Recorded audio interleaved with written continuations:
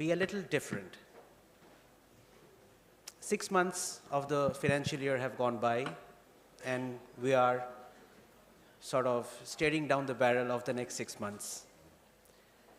A lot of things have changed. When we started the year, there was a lot of, we were confronted with a lot of economic realities, which sort of have gone back onto the back burner, and new uncertainties, new realities, new paradigms have come up. So we thought, why not have a session on a mid-semester look at the Indian economy and combine the AGM with our annual India Economic Conclave.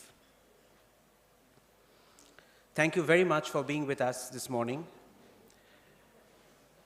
What we shall be doing is that before we commence this program, I will just share with you some pointers so that, the next few hours, in which we have a fairly full and very heavy schedule, so that the next few hours for you are easier, and you have easier sort of navigating through the rest of the program.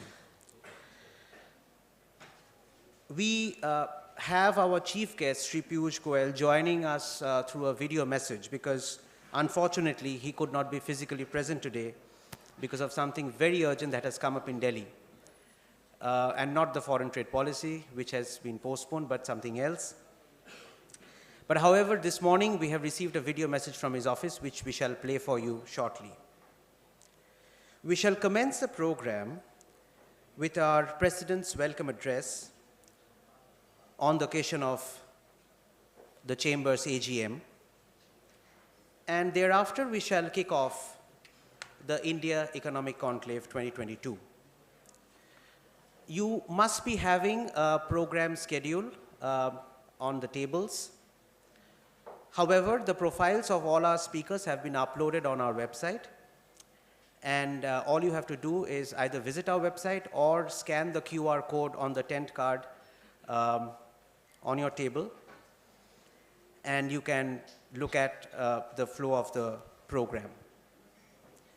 Our annual report has also been uploaded on our website, and we thought that we will not sort of separately take you through the annual report. You can go through it leisurely with all pictures, a full feedback on our activities that we have done over the year, and that's available on the BCCI website, bengalchamber.com. The video of our activities of the bygone year, we have already played in loop. I hope that you have had time to go through it. We shall also put that up on our YouTube page. Finally, may I request you to please keep your mobiles on the silent mode so that we can run the program seamlessly. May I now request the President of the Bengal Chamber of Commerce and Industry, Mr. Abraham Stephanos, for his presidential address and to kick off this year's AGM. Sir.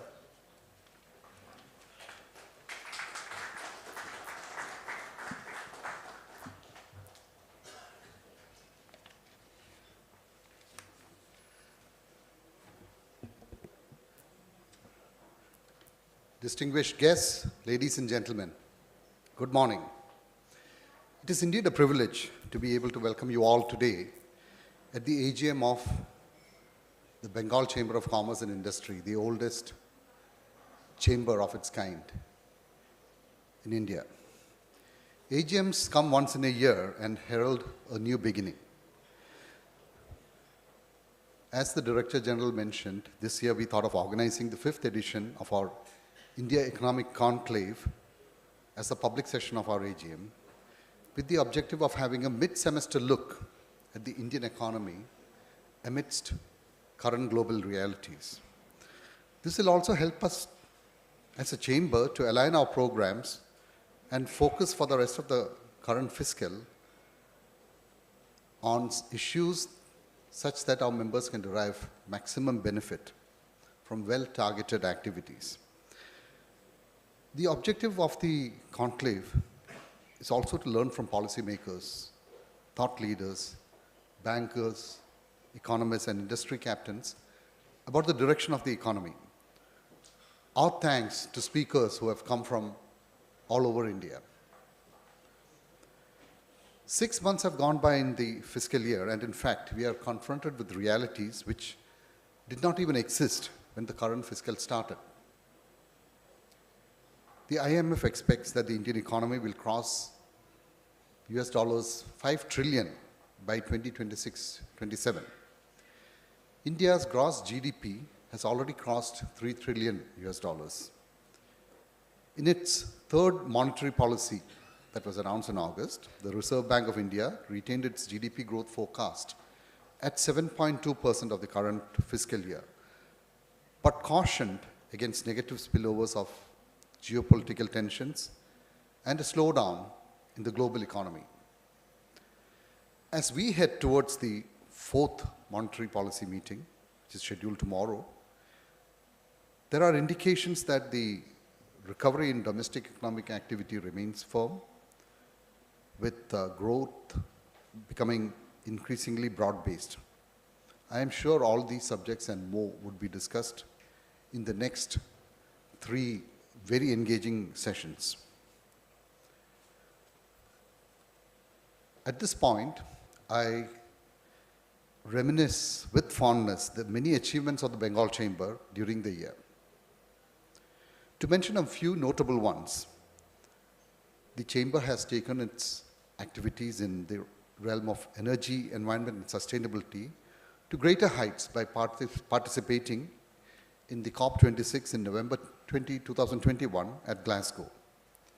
Perhaps we were the only chamber to be represented there by organizing a panel discussion on accelerating electric mobility with green jobs and gender parity.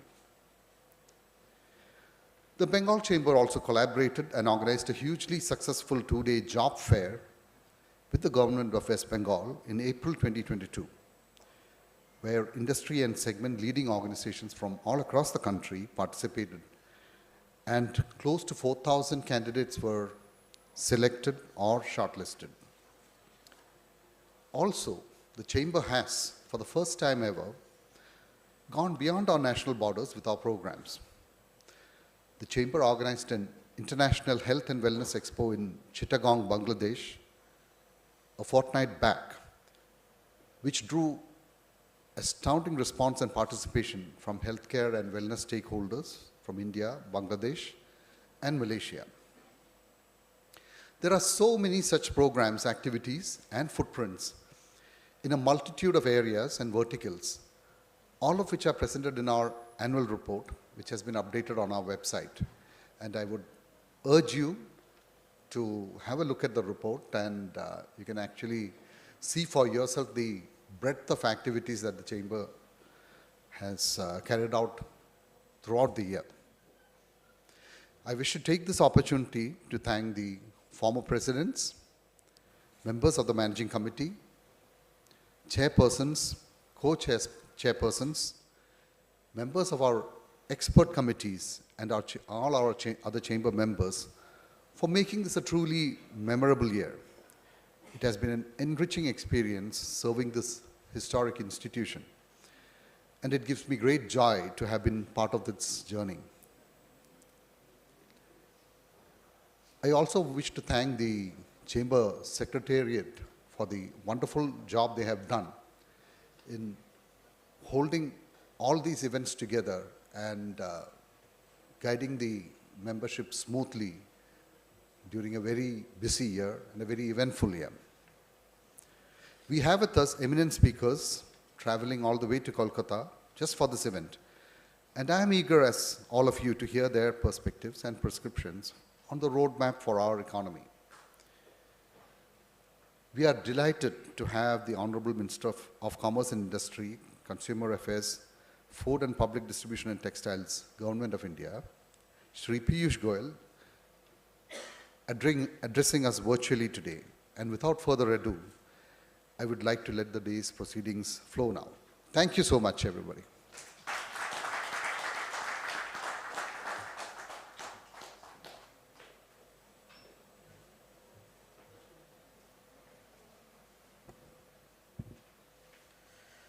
Thank you, sir. We shall now move on to the India Economic Conclave 2022. And to commence the session, we shall play for you the video address by Shri Piyush Goyal, Honorable Minister of Commerce and Industry, Consumer Affairs, Food and Public Distribution and Textiles, Government of India. Can we have the video, please?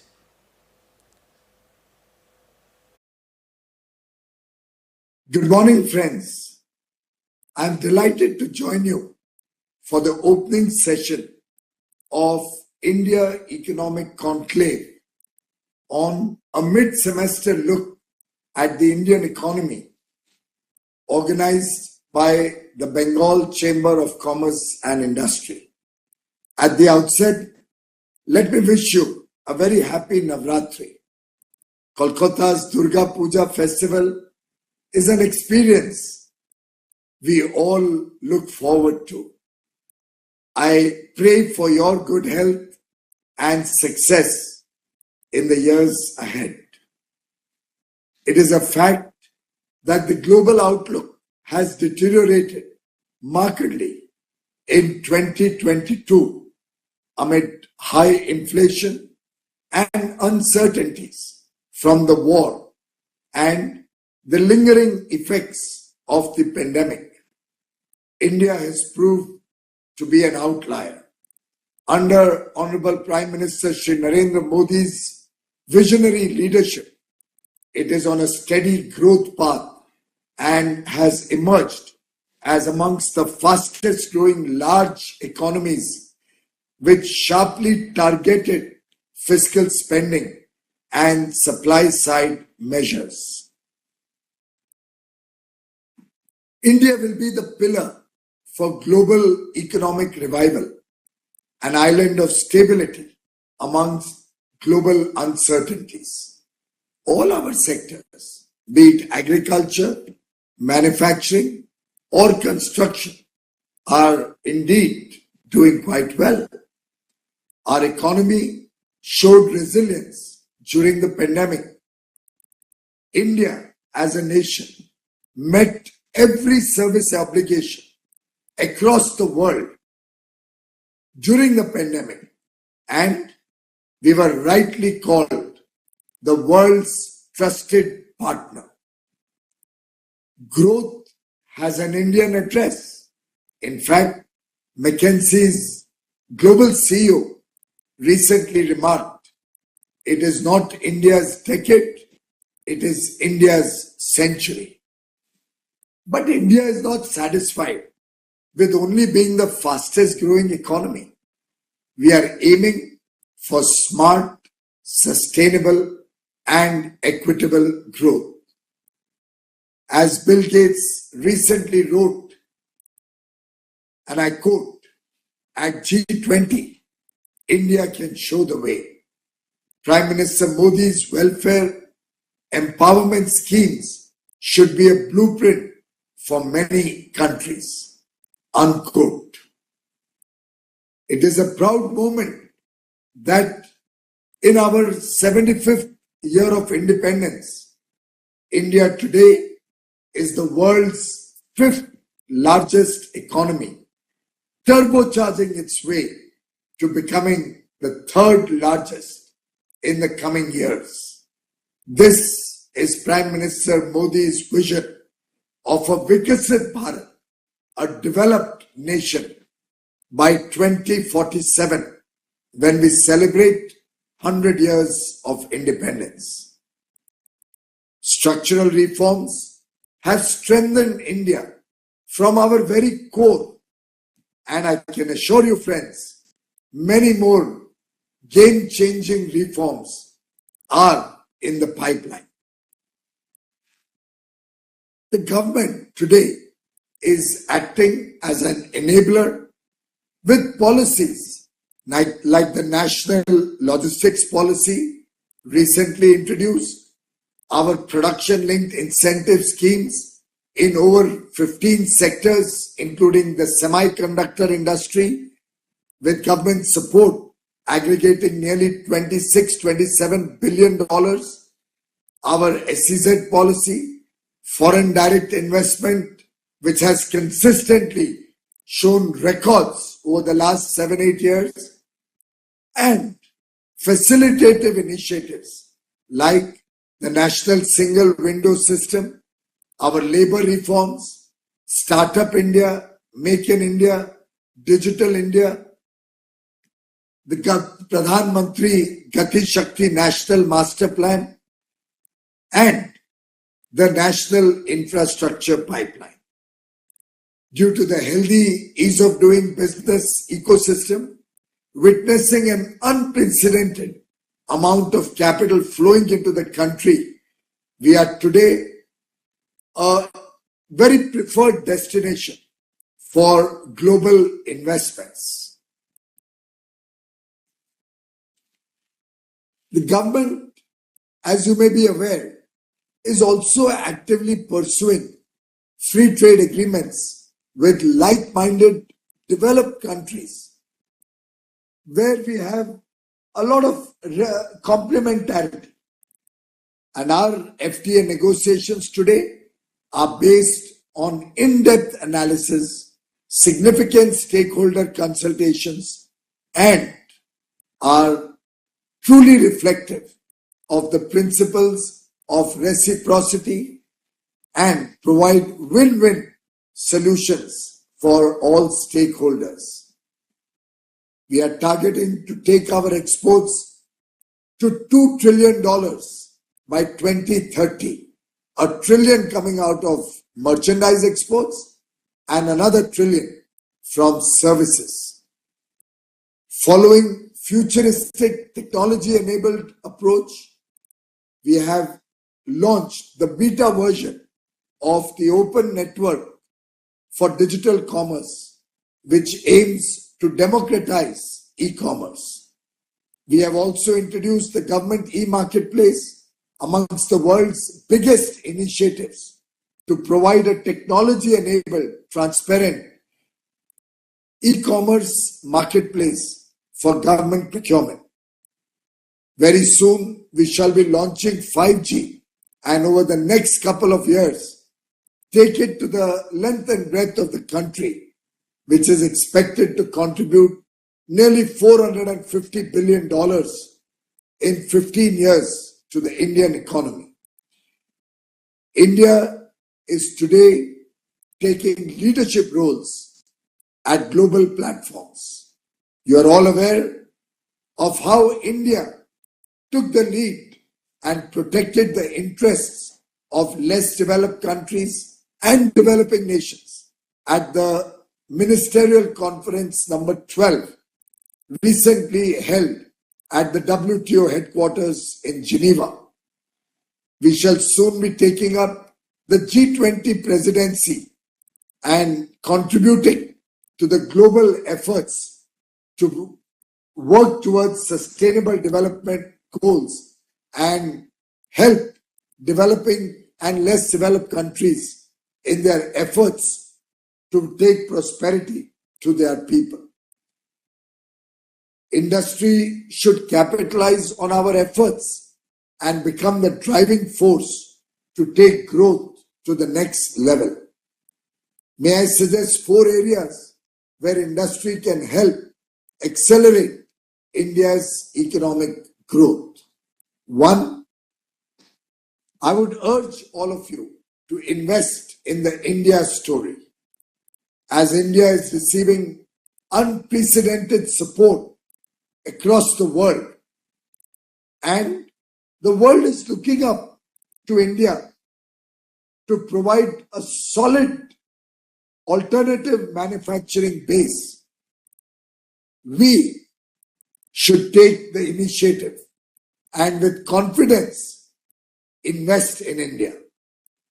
I would also recommend investments in ventures in newer cities, tier 2, tier 3 towns, which are going to become the next big drivers of the Indian economy. Simultaneously, I would urge you to invest in emerging technologies, indigenization, innovation, and research and development. As they say, quality भी चाहिए, sustainability भी चाहिए. Our effort should be to focus on zero defect, zero effect, and produce high quality products which can compete in the best markets across the world and also reflect India's concerns and contribution towards a better world, leaving behind a cleaner and better environment for our next generation. Number 3, we must promote the MSME sector. Let us try to strengthen local supplier networks as they are job creators and major contributors to the economy. Number 4, let us increase interaction between government and industry. I would urge you to extensively participate in our FTA negotiations, for which we are regularly consulting with export promotion councils, sectoral industry associations, and all concerned parties to help us improve our negotiations and get a good deal for all of you. Similarly, I urge you to use the national single window, get engaged with our ONDC initiative, and also help us achieve our targets to bring down the cost and improve the efficiency of our logistics systems through the National Logistics Policy. Friends, I am confident that the next 25 years, the Amrit Kal, as the Honorable Prime Minister called it, will be the brightest phase for the Indian economy.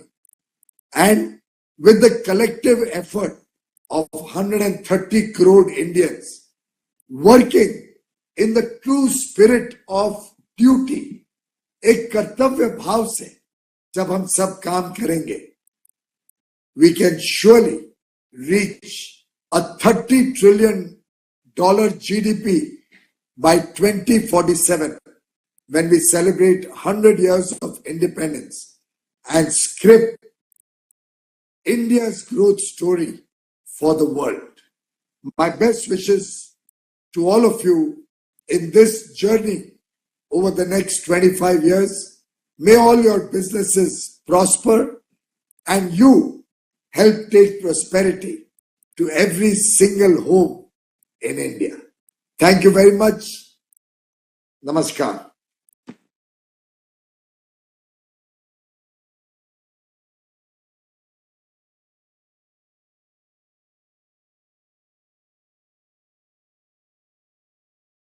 Thomas, is that after today's session is over, we shall be compiling the discussions and find out the way forward and suitably take the same to the union government. With our chief guest having set the tone for the conclave, he has talked about structural reforms, trade negotiations, policy overview, and most importantly, the aspirations of the country. From there, we shall move on to the pulse of the industry. May I now request the moderator for the panel discussion on a mid-semester look at the Indian economy, our president, Mr. Abraham Stefanos, and the panelists for the panel discussion to please take their seats on the dais. Mr. Abraham Stefanos, President, BCCI, and Managing Director, Tata Steel Downstream Products Limited. Mr. Shobhit Chakraborty, President Designate BCCI and Managing Director and CEO, Exide Industries Limited. Mr. Shashank Srivastava, Senior Executive Officer, Marketing and Sales, Maruti Suzuki India Limited. Mr. Shudip Mazumdar, Head, Digital Manufacturing and Special Projects, L&T ECC. Mr. Abhijit Roy, Managing Director and CEO, Berger Paints India Limited. Mr. Nitin Jain, Managing Director and Vice President, India and Southeast Asia, Vesuvius India Limited. Ladies and gentlemen, may I request you to please put your hands together and welcome the panel.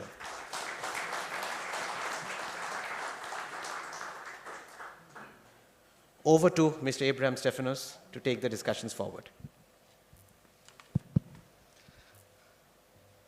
Good morning once again, and welcome to all our panelists, Nitin Jain, Mr. Majumdar, Sudeep Majumdar, Subir Chakravarti, Shashank Srivastava, and Abhijit Roy. After hearing the Honorable Minister's talk, I think it has set the right tone for a discussion on the mid-semester look at the Indian economy. If you recall, when the budget was announced, the whole world was in a recovery phase. Omicron hadn't hit. The Russia-Ukraine war wasn't there. Oil prices were at $70 a barrel. And a lot of the country's investments, the budget plans, investment in infrastructure, etc., is based on certain costings that were done at that point in time in a very, very different situation from where we find ourselves now. Most analysts say that the world is heading for a severe recession in the next year. The exception is India. India is one of the few oases of growth in the world economy. The Honorable Minister in his address talked about 4 areas that he urged us to focus on. One is invest in the India story. Second was invest in emerging technologies, indigenization and R&D. The third was promote the MSME sector. And the fourth, increase interaction between government and industry. Participate in FTA negotiations, CPC, etc. And I thought that this actually aligns very well with the Chamber's own agenda. And today, the panelists truly represent a cross-section of industry. We have Mr. Nitin Jain from the refractory industries, VCUS India, which is serving, you can say, the core sector. We have Mr. Sudeep Majumdar from L&T ECC. He heads the digital manufacturing and special projects. And again, it's a very important core sector activity that he represents. Here, Mr. Subir Chakravarti, Managing Director of Exide Industries, who are serving the transportation sector. And they are getting into a lot more newer areas, which we'll discuss in a little while. And Mr. Shashank Srivastava, Maruti Suzuki India. Maruti needs no introduction, which is leading the change in the Indian automotive industry. And finally, Mr. Abhijit Roy, of Managing Director of Berger Paints India Limited, a leader in their industry. And with this cross-section of industry represented here, I would like the panelists to address, as you see it, what are the major impact that these recent changes, the Ukraine war, the increase in oil prices, everything has had on your industry, and what do you see for your industry going forward? And if you could address another aspect that the Honorable Minister mentioned, that is India being the most trusted partner. Is the current situation creating opportunities for us to take an even greater role in the world economy? So, Abhijit, can I start with you? And you can share your thoughts about on this aspect. So I think, overall, as far as the paint industry goes, and I speak from what you have asked, what is the impact of the oil price increase or the Ukraine war and what has happened there. We are closely linked to the oil prices because most of our raw material is derived out of that. So it has had an impact in terms of inflation, the raw material prices going up, and which we had to pass on to consumers and customers who buy paint from us. The impact in terms of sales growth so far has been quite positive, I would say, in spite of the inflation. So there was a fear that there might be a bit of a drop in demand, but what we have seen so far is that the demand has held forth and growth has been quite robust actually, both in volume terms and of course due to the inflation also in value terms. We haven't faced the type of recession that was expected, and probably we have been a bit lucky that way. I see the Indian economy actually a little bit divergent on two fronts. There is a category of people who are moneyed, who have enough income, and they don't mind splurging on the goodies. And that is why you see that when you go to a tourist center today, say in Srinagar in the summers, getting a good hotel was a problem. It was like costing about 65,000 rupees a room night in that situation. It was so crowded. So there is a large group of people who are spending. You go to any mall, you go to any of these, the cars, I am sure, Shashank will be able to say better. There's a waiting list for 3 months, 4 months, 5 months. So there is a lot of demand at one corner.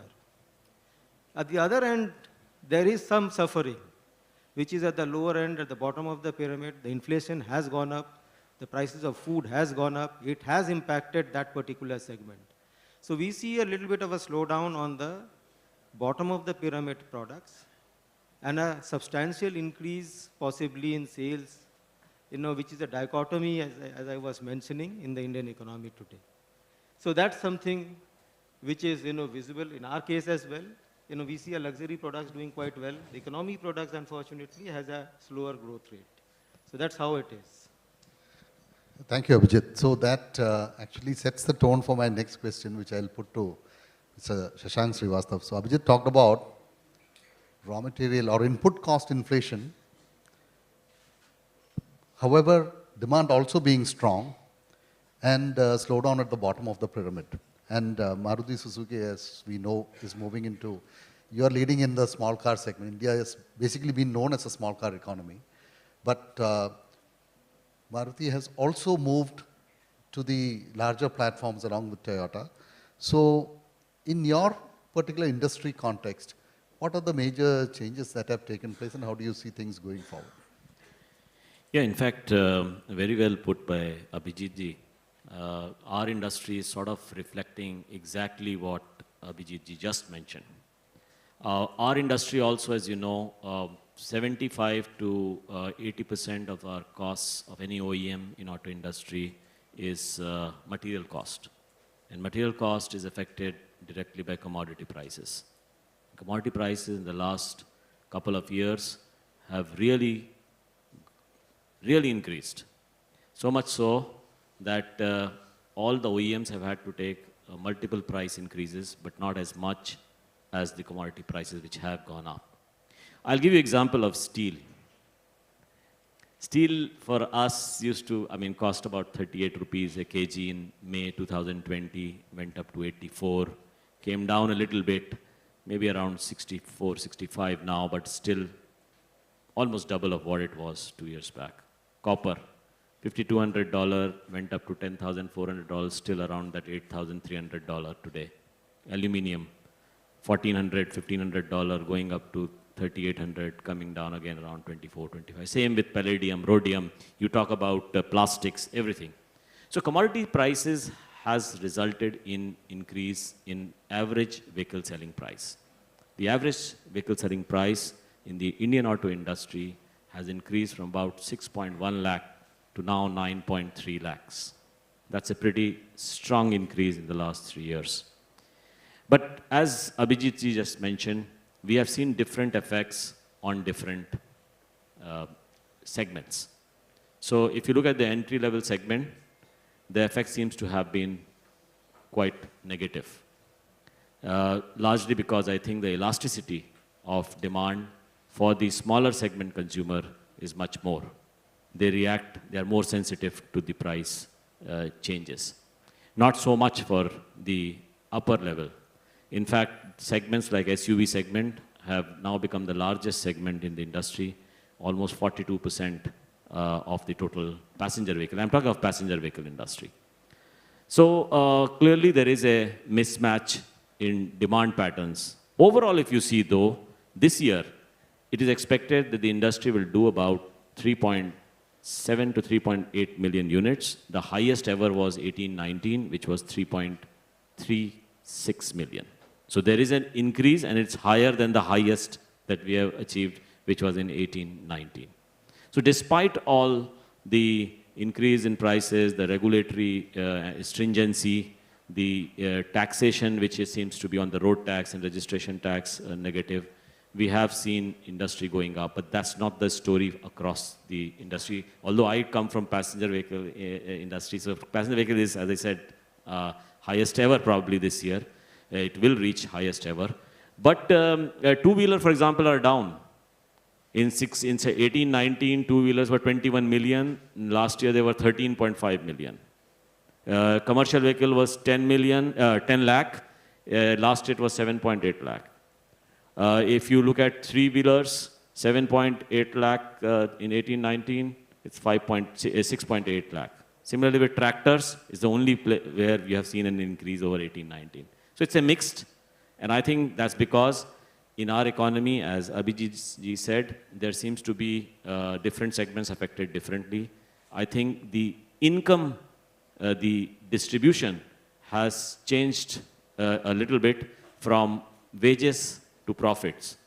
And therefore, you see a dichotomy where earnings may be going up for companies, stock markets going up, but at the same time, consumption at the lower L coming down. So that has been the story of auto as well. On the future though, we are very bullish about the future. Car penetration in India is just 30 against almost 900 for US, for example. We have become the 4th largest passenger vehicle market in the world. It is expected we will be number 3 in the world in about 2 years' time. So a lot of positives. We are expecting a growth of 6.2% CAGR over the next 6-7 years. Market being 6 million by 2030. And we can, of course, discuss, there are some risks, obviously. So I would say great going this year. Segment-wise, the story is a little different. And on the whole, very bullish on the future. Thank you. Thank you, Mr. Srivastav. So we heard from 2 industries which are, in a sense, B2C. But I would like to move to this part of the table. And on the B2B side, if I can ask you, Nitin, how have you fared and how do you see the industry situation going forward? Well, so refractory industry is, just to make a quick introduction, it's a material that allows hot metal containment, hot metal flow through a steel plant. So if you look at refractory industry, it's largely serve steel industry, but then we also serve likes of cement and aluminum. So very infrastructure linked industry. If you reflect last, let's say 18 months, I think the demand has been strong on steel, both domestic as well as international. And that has actually connected the dots with the refractory industry. We have seen a lot of investment commitment from steel industry and of course infrastructure linked. I think government upbeat commitment towards infrastructure spending has created the positive sentiment. So over the last 18 months, I think it has been a good going. Now looking forward, there are two parts to the story. One is there is a lot of strong commitment from large industries like steel in terms of making large investment. And especially if you talk about steel industry as such, most of the investment goes into areas which are away from urban areas, in rural areas, where we really need to create jobs. Okay, so a lot of investment is in plan, and we see all large groups are quite committed to it. But there are two, I would say, two ways to look at it if you look forward. Number one, overall global scenario has been quite weak because of this energy crisis. We see a lot of manufacturing in Europe as well as in North America. It start to look negative on the outlook. Of course, interest rates going up, as well as the energy cost goes up, the production cost goes high. And it makes production of steel, for example, in Europe, less competitive compared to economies like India. India is rich with mineral resources, especially iron, which makes Indian steel industry very competitive. Now, that being said, in short term, I would say with the investment that we see coming up, which are infrastructure linked, is very positive and upbeat. But at the same time, I think there is also challenge from the policy side. So if I specifically talk about steel, today India export about 10 to 15% of steel out of total production in India. And we compete with Asian countries, we compete in Europe, we compete in North America. Now, as the external environment gets weaker because of the energy crisis or energy challenges, it should actually make Indian economy or Indian steel much more competitive, much more viable in foreign markets. Now, that being said, I think there has been some policy framework, especially export taxes, which have been applied on steel, and I can understand the reason behind it, but I think it creates a challenge for the industry, which on one hand you have very large investment coming in, and investment in areas where you potentially see the jobs which are required in the areas which are rural, but at the same time you have export tax, which create the dampening effect on the commitment that we have seen in these large scale projects. So long term, I would say if automotive going to grow 6 to 7%, still demand going to grow 6 to 7%. So I think the basic infrastructure industries such as steel, aluminum, cement, they should follow the path of GDP. In that case, I think overall longer term, short term we potentially have some challenges, but longer term 6 to 7% growth is quite viable. Should be even more as we are early cycle in the infrastructure development. So the demand for infrastructure should be actually more than GDP growth. So overall a beat, but of course short term some challenges. Thank you, Nitin. So I'd like to move on to Sudeep, who is also, you can say, a supplier to the core sector. He is building infrastructure. So I would like to ask him, particularly in the, let's say L&T is very closely involved in, you can say, the building the infrastructure of the nation. And the plans for Gati Shakti, the infrastructure investments that the government had planned in the budget,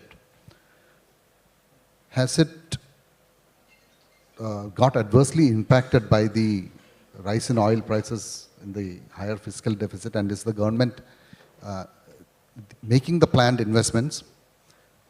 If you can comment on that. And the second is, I will move on to the next theme that we would like to touch, that is on digitization in construction. And the Honorable Minister also spoke about that.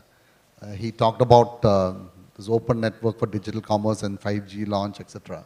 And how digitization is changing your industry, because Indian construction industry is still modernizing. So one of the persons in the industry actually remarked to me that we are still 20 years, at least 20 years behind. So if you can talk about the extent of infrastructure investment, whether compared to the budget, whether that is happening, and move on to the subject of digitization. We will explore that theme next. So actually I was looking at the panel. Everybody is MD, who's a managing director. I'm the digital marketing DM, the other way. So possibly I will talk more digital and technology than other things. Well, I know that you have covered most of these input cost, output cost, logistics disruptions, global market problems, etc., to be honest. So first of all, we are always upbeat because I'm just back from Hazira, actually, in Surat, that belt, where we are doing high-speed railways, which is, government so far has given 50,000, around 50,000 contract. We've got 42,000 crore contract. So it's a huge speed going on and a huge learning for us. I'll come back to the technology side on that. In terms of the India's longest sea link that we are building in Mumbai. So that also is a technology marvel rather than a civil engineering marvel. I know that a lot of civil engineers will be there in this audience, but a lot of technologies, whether it's a material science, whether it's a digital operations going on, and we are putting a lot of money in that as an L&T. Everybody is having problem, post-COVID, pre-COVID, all the things people are talking about, and we also have our own challenges. During the COVID, first 6 months, probably 5 to 6 months, we paid to 160,000 contract laborers plus our own employees every month without a job card, and 4 or 5 months was zero revenue. Right? We sustained that pressure. Yes, we had a major trouble, but it was a stated policy that we will not be taking any job of anybody. And in fact, possibly it will be a good thing to know for all of us, when we talk about people-oriented business. When we had 160,000 contract labor stuck in the sites across the country, even outside, the problem with these contract laborers are basically they are through the local gangs, right? And they get the money and they send it to their home. So at that point in time, what happened is we actually served them the money, we served their home, as well as we actually treated them with the food and the shelter all together. So it was a double the money actually we spent at that point in time. So it was a terrible time, but it's the point in time that we brag ourselves as well. We got that over now, and we are on the good track. A lot of good projects are coming up, and we are getting in all sectors, whether it's airport, whether it's underground, whether it's any kind of large projects that we are getting. So that's one part of the story. Now, the second part of the story is the digital. If you think of, in 2018-19, we started our digital journey in 2016. 2019, there was a conference in Dubai. The top 10, you said that 20 years behind we are. So top 10 construction companies, EPC companies, ENC companies were listed. It was a international conference. The number one was L&T in digital, because only L&T had a CDO on the roll. No other, talk any other large EPC company in the world, nobody had a CDO in 2018, 2019. So, and L&T being a little bit orthodox company, we created the CDO position.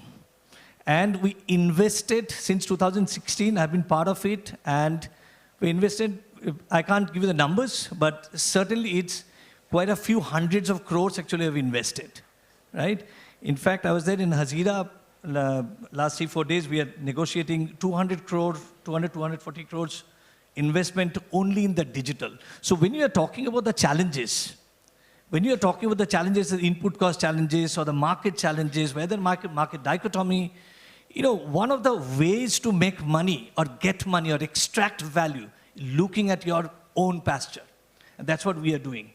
And what we are doing is we are continuously digitalizing and transforming our operations. Whether it's a construction, go to any construction site today. You'll be seeing virtual reality, augmented reality based trainings. Any construction site, I can give you a challenge. There are gears and people are actually getting trained. Right, number one. Number two is that you see that the safety, the quality, everything is mobile enabled. Right? Not only mobile, I mean, we have mobile on the top of AI.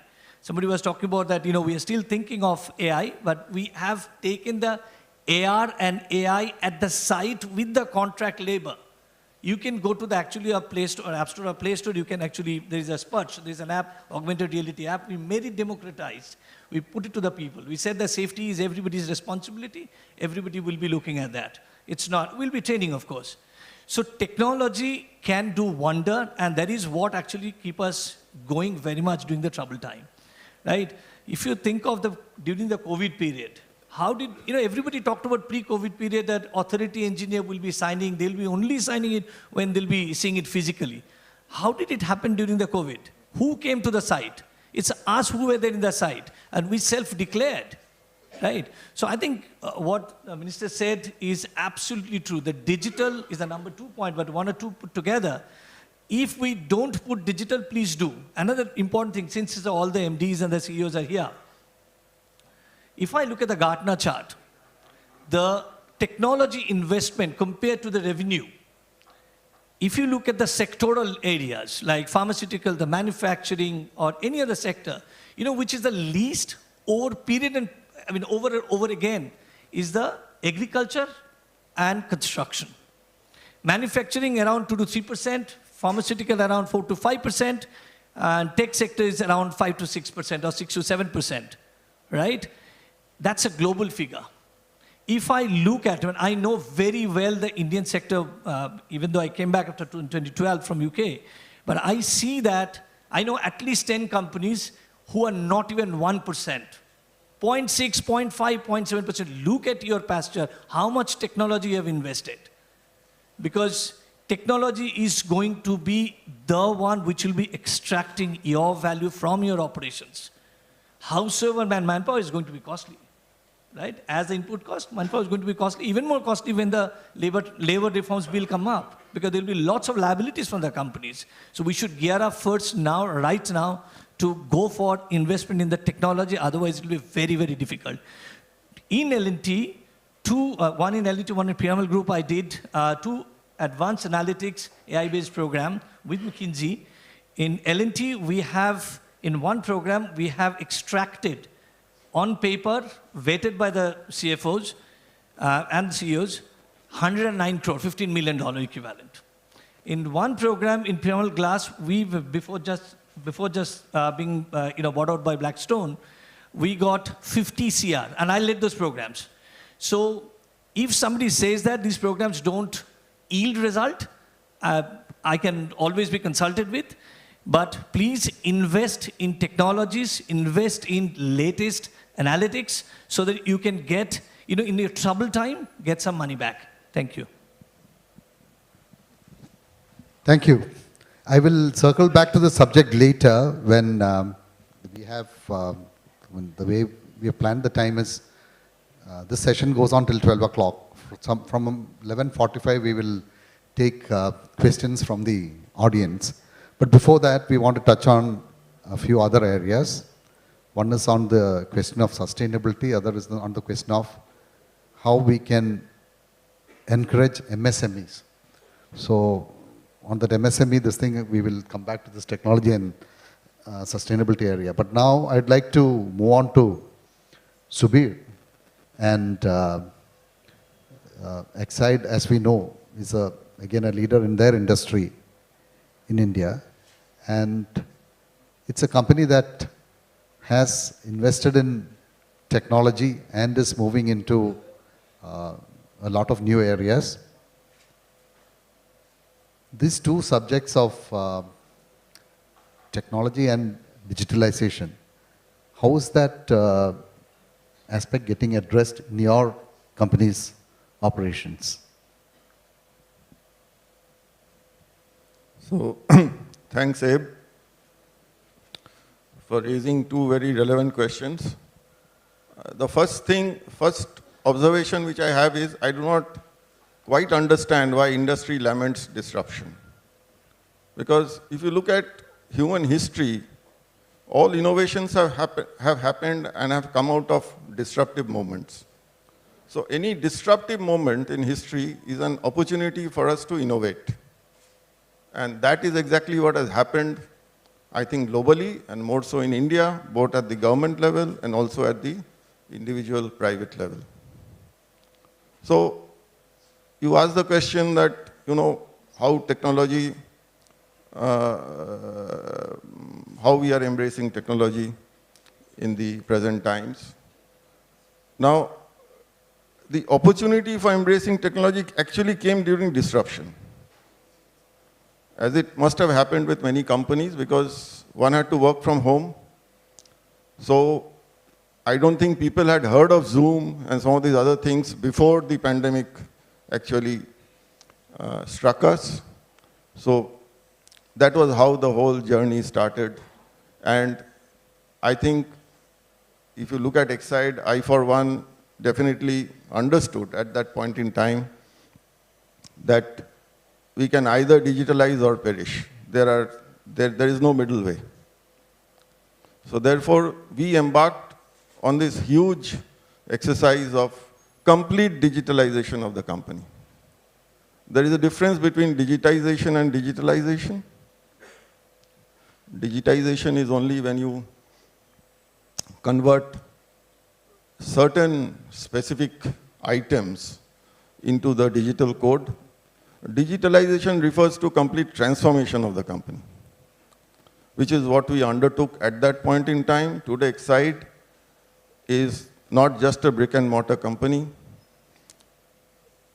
It's a company which is today embedded in a very, very complex and highly digitalized framework. Starting with accounting, HR processes, supply chain management, manufacturing, sales processes, everything is digitalized. Today, when a salesperson goes to the field, on his tablet, he can see which are the distributors he should attempt to visit on that particular day, what are the items he should be talking with the distributors, and what are the products that he can sell. The entire thing is running on a back-end artificial intelligence. And I, for one, have realized the extent of efficiency which can be built in through these processes. It's absolutely unparalleled and unimagined, and something which I could never think of even 3 years back. It unleashes tremendous amount of efficiency into the workforce.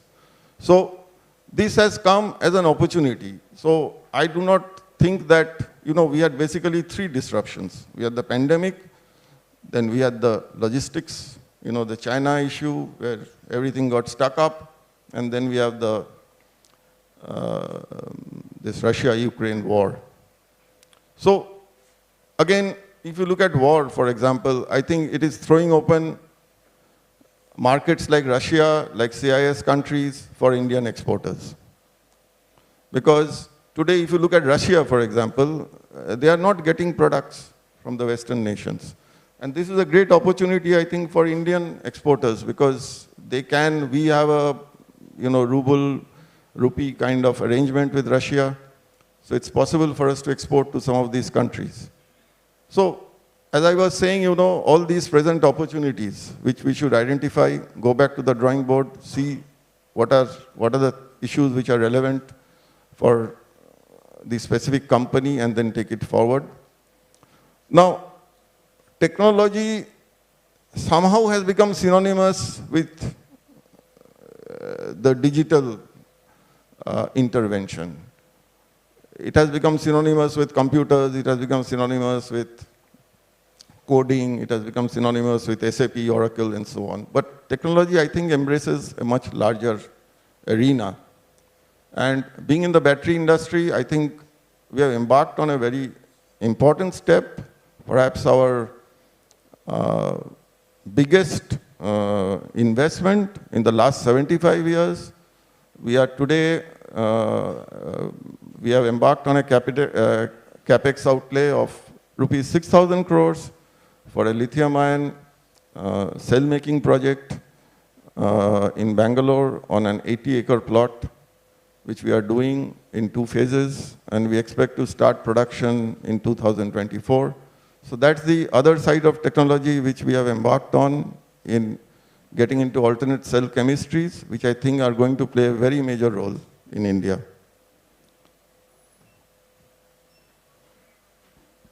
Thank you, Subir. So, obviously, technology is going to be the key competitive lever, a key efficiency lever, a key performance lever in the future. One of the themes that the world is grappling with is sustainability. And sustainability objectives have been taken by most of the leading nations in the world. And sustainability is providing opportunities as well as challenges for industries that want to address markets outside the country and even within the country. And I would now like to ask Mr. Shashank Srivastava that this issue of sustainability, and because Maruti also does a lot of export, and it is affecting manufacturing, it is affecting various activities, the entire supply chain. How are you addressing this challenge? Yeah, so basically auto industry, if you consider the issues before it, sometime back, a couple of years back, we had the COP26 resolution, whereby for the auto industry, for India, it was promised that we will bring down the emission levels to, and I'm linking sustainability and environment for this, to 45% below 2005 levels. 154 gram per kilometer is the emission in 2005, and the target is by 2030 to bring it down by 45%. That was the COP26 target. And sustainable energy production to be around 50% from what used to be earlier 40% under the COP22. That means that we have to have technologies which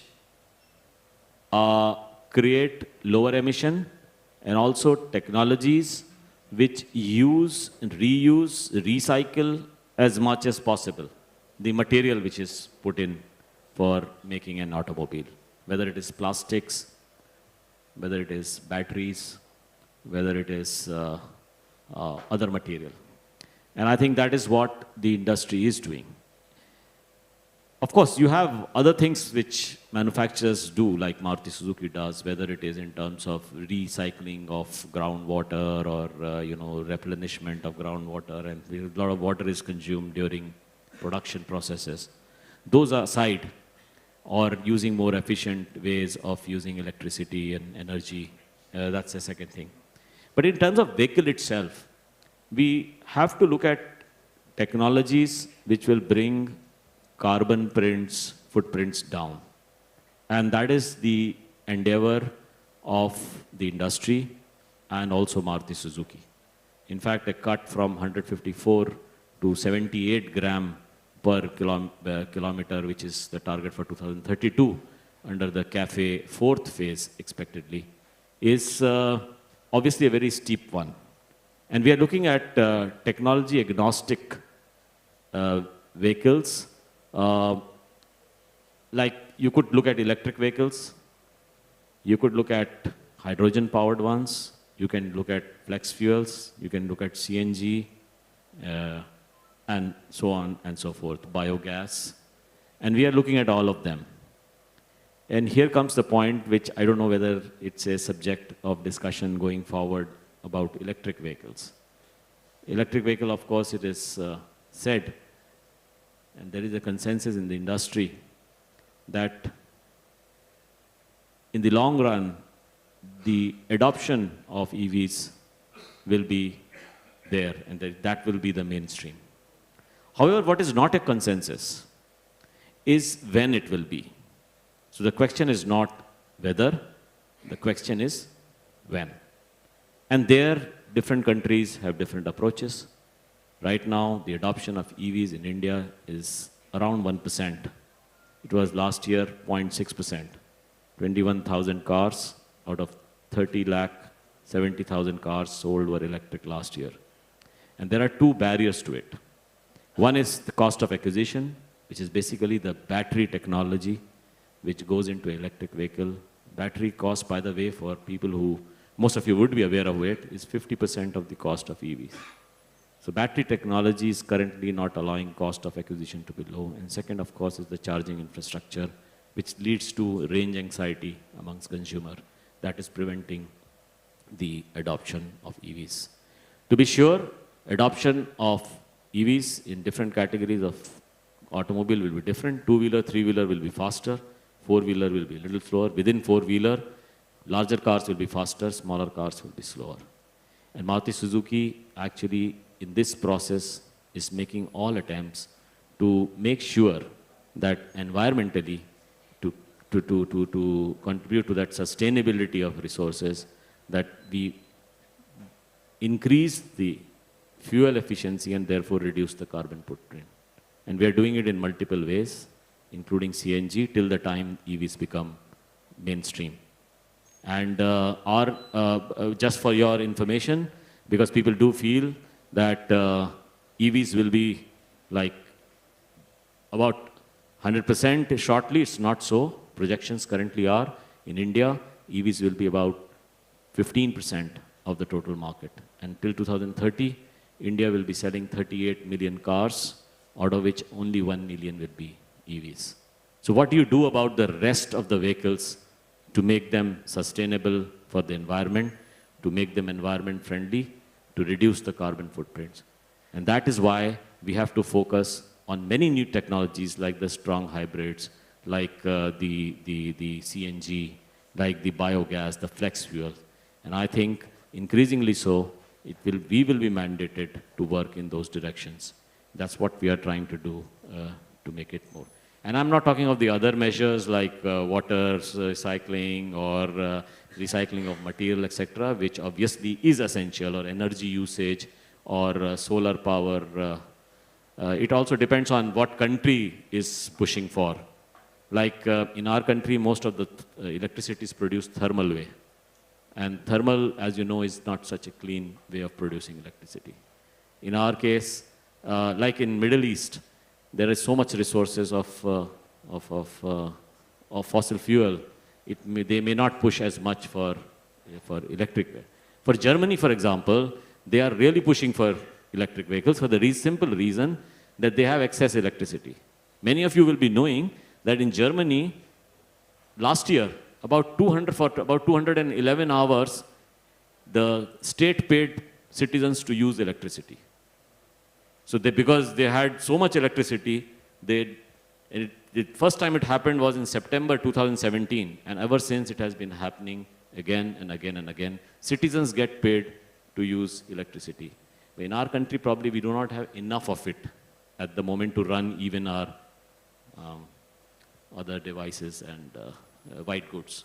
So different countries have different philosophies, and for Maruti Suzuki, we are working on all technologies to make our products more environment friendly and going towards that route, and that is the reason why we have very recently invested almost 9,000 crores in a localization of battery for electric vehicles very recently.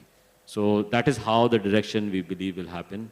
Electric vehicles in India will be through electrified vehicles, which are strong hybrids, and that is what is the direction we are taking in our contribution to the environment and sustainability.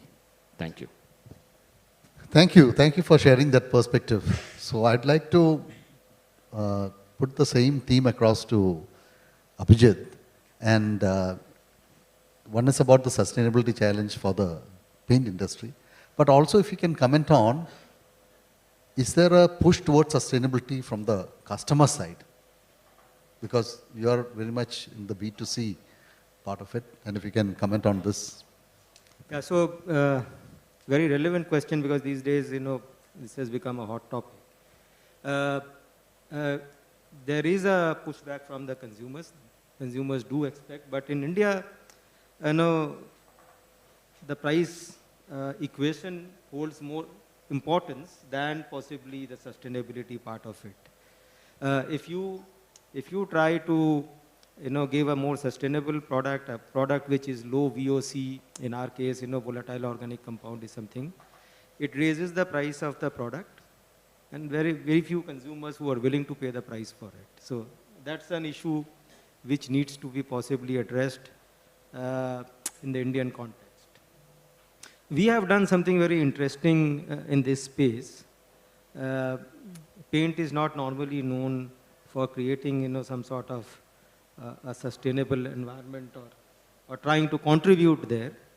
But in the construction space, and if you look at any building, even in this building, for example, the AC is running constantly, and the greatest amount of pollution and the consumption of energy as well is through this route. So one of the biggest contributors of, pollution, greenhouse effect, whatever you call it, is through the air conditioning route.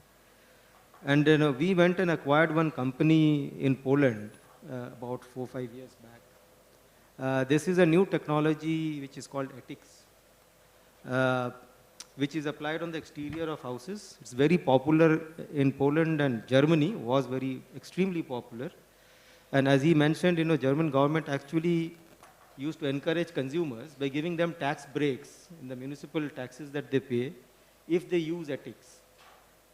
It conserves 35% of energy, actually, 35%, and so whatever, if you are spending 100 rupees on electricity today for air conditioning, you will actually be spending only 65 rupees if you use this technology. And this is something which we thought is a great product category. We were slightly ahead of time, possibly, at that point of time, but now it's becoming increasingly popular with the gas prices going up, with the energy costs going up. The governments are also encouraging it in a very big way. So in UK, it has taken off suddenly. We are having unusual growth there because of this new technology, and we are bringing it here in India as well. In fact, last month we completed Mindtree office, which came up in Bhubaneswar. We did complete ETICS there, and then it is going to result in a substantial saving for that company for sure, right? We have got it approved now in CPWD, and we are looking at, government is also now encouraging this, because it is a technology which, is futuristic and can save, and as you said, how can you contribute to the sustainability part? This is very, very important. Of course, on the consumer side, which you asked, the other question, we have done voluntarily a lot of measures we have taken, reduced the volatile organic compound almost to near negligible levels. Lead, chrome, mercury free, all that has been done in the past. In the manufacturing side, almost everything is now, solar power. Almost all our plants are fully, there with that. Biobriquette is being used instead of oil, for charging up the reactors. So a lot of efficiency on the manufacturing side in terms of, bringing about energy efficiency there. And of course, on the consumer side, whatever we could do, as I said, the only issue is the cost tends to go up, and that's an issue there as far as India is concerned. Thank you, Abhijit. So we have about 5 minutes before we open it out to the floor. And I would like to move on to the next topic in the interest of time, which is how do we encourage MSMEs? How do we promote the MSME sector? And the companies represented here in the panel are national leaders. They are large companies who are able to make the necessary investments in transforming themselves. And we talked about investment in technology, including digital, AI, machine learning. We talked about the challenges of sustainability. But how do we, as leaders of the industry, help in promoting the MSME sector? Because these challenges are even bigger for the MSME sector. And how can we, maybe in terms of policy recommendations or in terms of our own supply chain, how can we help the MSME sector move on to this technology and sustainability bandwagon in a very seamless and, let's say, healthy manner. And can I put this question to you, Nitin? Well, talking of MSME, one of the key challenges that we see today for MSME sector has been the availability of credit. And the last 18 months have, if anything, have intensified that challenge. So there are two potential solutions to it, or ways that industry can look at to help. Number one, I think there has been some good development in fintech sector. So we see new solution which has come up, and they are pretty cost effective as well, where a credit can be available to MSMEs. In fact, BCCI has recently taken an initiative to organize a day conclave on fintech, and invited a lot of MSME to come and participate and learn and see what they can get out of it. So that's one part. So I think that part of fintech, where a lot of new startup coming up with innovative solution, which seems to be creating a solution platform. That's one. Second element is especially supply chain financing. I think it's a win-win situation for large organization as well as MSME, where adoption of supply chain financing by large company can go a long way in enabling MSMEs to have surety of cash flow. So just for example, at Vesuvius we have gone through, we have recently gone on supply chain financing a number of banks, and we see let's say significant amount of interest that we see from our vendors who have surety of payments with the right dates, and can further finance their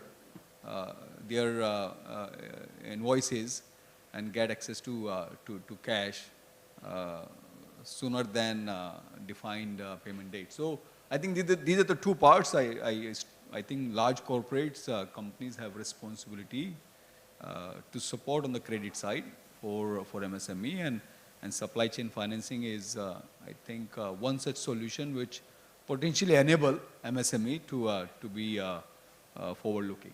So that would be my comment on MSME on the credit side. Thank you. Sudeep, what would be your recommendations? Two things. Yes, I'd like to take some permission from you on the ESG side, as Riyad said. Sure, sure. Most of the people actually cover the E side of it, emission, and the environment side. S, the social side needs to be taken care of as well, which is gender parity, LGBTQ parity. This is still not talked about in our industry, right? And if you see the SEBI guideline today to the banks, that they're talking about the S, and you have to talk about ethnicity, what's the divergence, and what is the proportion of your employees, your vendors. All these things need to be talked about and openly. I can right now, I can talk about one particular example. See, we do have lots of bots, right, in our companies, chat bots, or the video bots or the bots. Most of the bots, if you think of, the names are either a male or a female. Most of these are female, right? Or some of the cases I have seen male.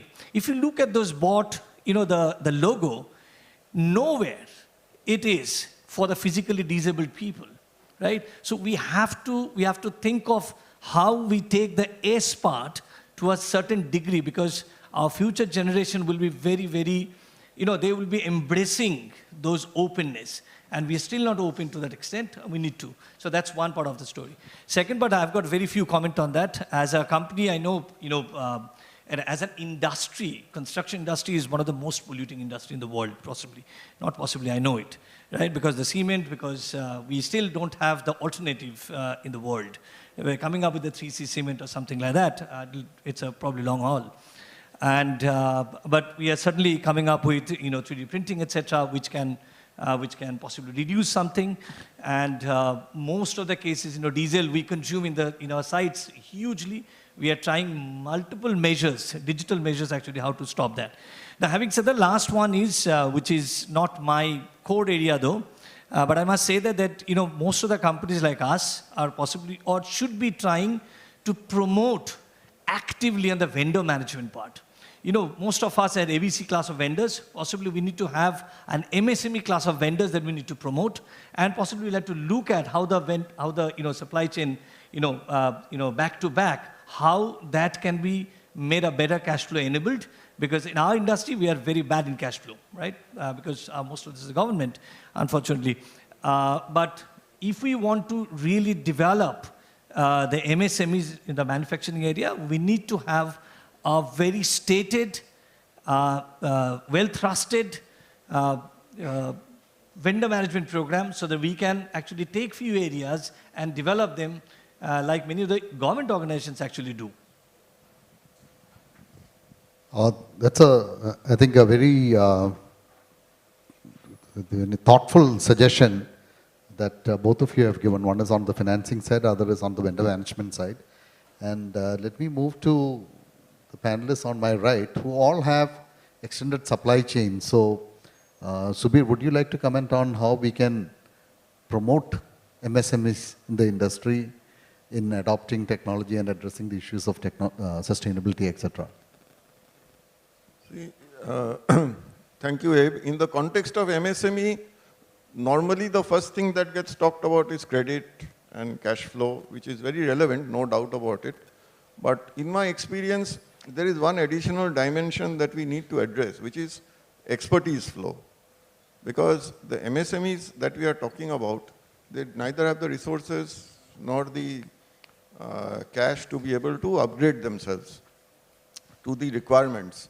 Modern requirements. So therefore, it is very important that well-organized industries, those who have the resources, to be able to extend that expertise down to the MSME level. Whether it's supply chain management, or whether it's quality, or whether it's some other manufacturing process, this is very much required. And I know that there are some companies in India which extend this facility, because ultimately it benefits the company itself, the company which is extending this facility. So I think this is very important that the big organizations which have the resources to do this, they must extend this, this facility to the MSME so that gradual upgradation happens in the MSME sector over a period of time, and then they are able to really match up to the requirements on their own. Thank you, Subir. I'd like to put the same question across to Shashank. And Maruti Suzuki actually is one of the companies that have completely, ever since they came into operation, transformed the automotive vendor industry. And today, the automotive industry buys components from vendors and assembles it. So there's a huge dependence on upgrading the vendors' technology and all that. So we'll be very keen to know your thoughts on the subject. Yeah, you're right. Actually, for Maruti Suzuki, we have always encouraged the sourcing of components. In fact, almost 100% of the sourcing is through the tier 1, tier 2, tier 3. Many of those obviously come under the MSME category. I can't go beyond, I can't really think beyond these two things which auto industry has been doing, especially Maruti Suzuki, for encouraging the MSME sector. One, of course, is, I think Subirji mentioned, about helping MSMEs to raise their standards of their processes and their systems, their products. And I think their larger companies have a very big role to play to ensure that in terms of technology, upgradation, in terms of dissemination of that technology and assimilation of the technology and the assimilation of knowledge, the impartation of training for processes, that I believe makes the MSMEs the strongest. And that is, people say an indirect way of encouraging, but I think it's a very direct way of encouraging MSMEs. Second, of course, is what Mr. Jain mentioned, and I think that's very, very important. And I think government also has been announcing schemes where you can get, MSMEs can get collateral-free loans, and because that is the one very, very big factor in their development. So it is important, I think, and probably the most important. But for a long-term strength and well-being, I think investments by large companies in product and technology, training, improvement of processes of MSMEs, I believe is the right way to go. Thank you. Thank you, Shashank. And Abhijit, would you have some thoughts to add? I think, most of it has been said. I almost 100% agree with what Subir and Shashank just now mentioned. That you need to actually improve the efficiency level, the safety practices, their process efficiency itself. Any innovation that we do in our own manufacturing process or in the supply chain or any other area should be taken to the small and medium industries as well. At the end of the day, and we do a lot of outsourcing as well, which we, take from them and then sell it in the market. So it's in our own interest as well that we actually make them more efficient. That way, we also benefit, they also benefit. It's a win-win situation. And something which should be encouraged. The other part of, financing, of course, government has taken a lot of steps. You can't hold on to the payment of the MSMEs, you have to release that payment, if they have invoiced to you. So they have put in some measures because there was a tendency that, you tend to delay and prolong.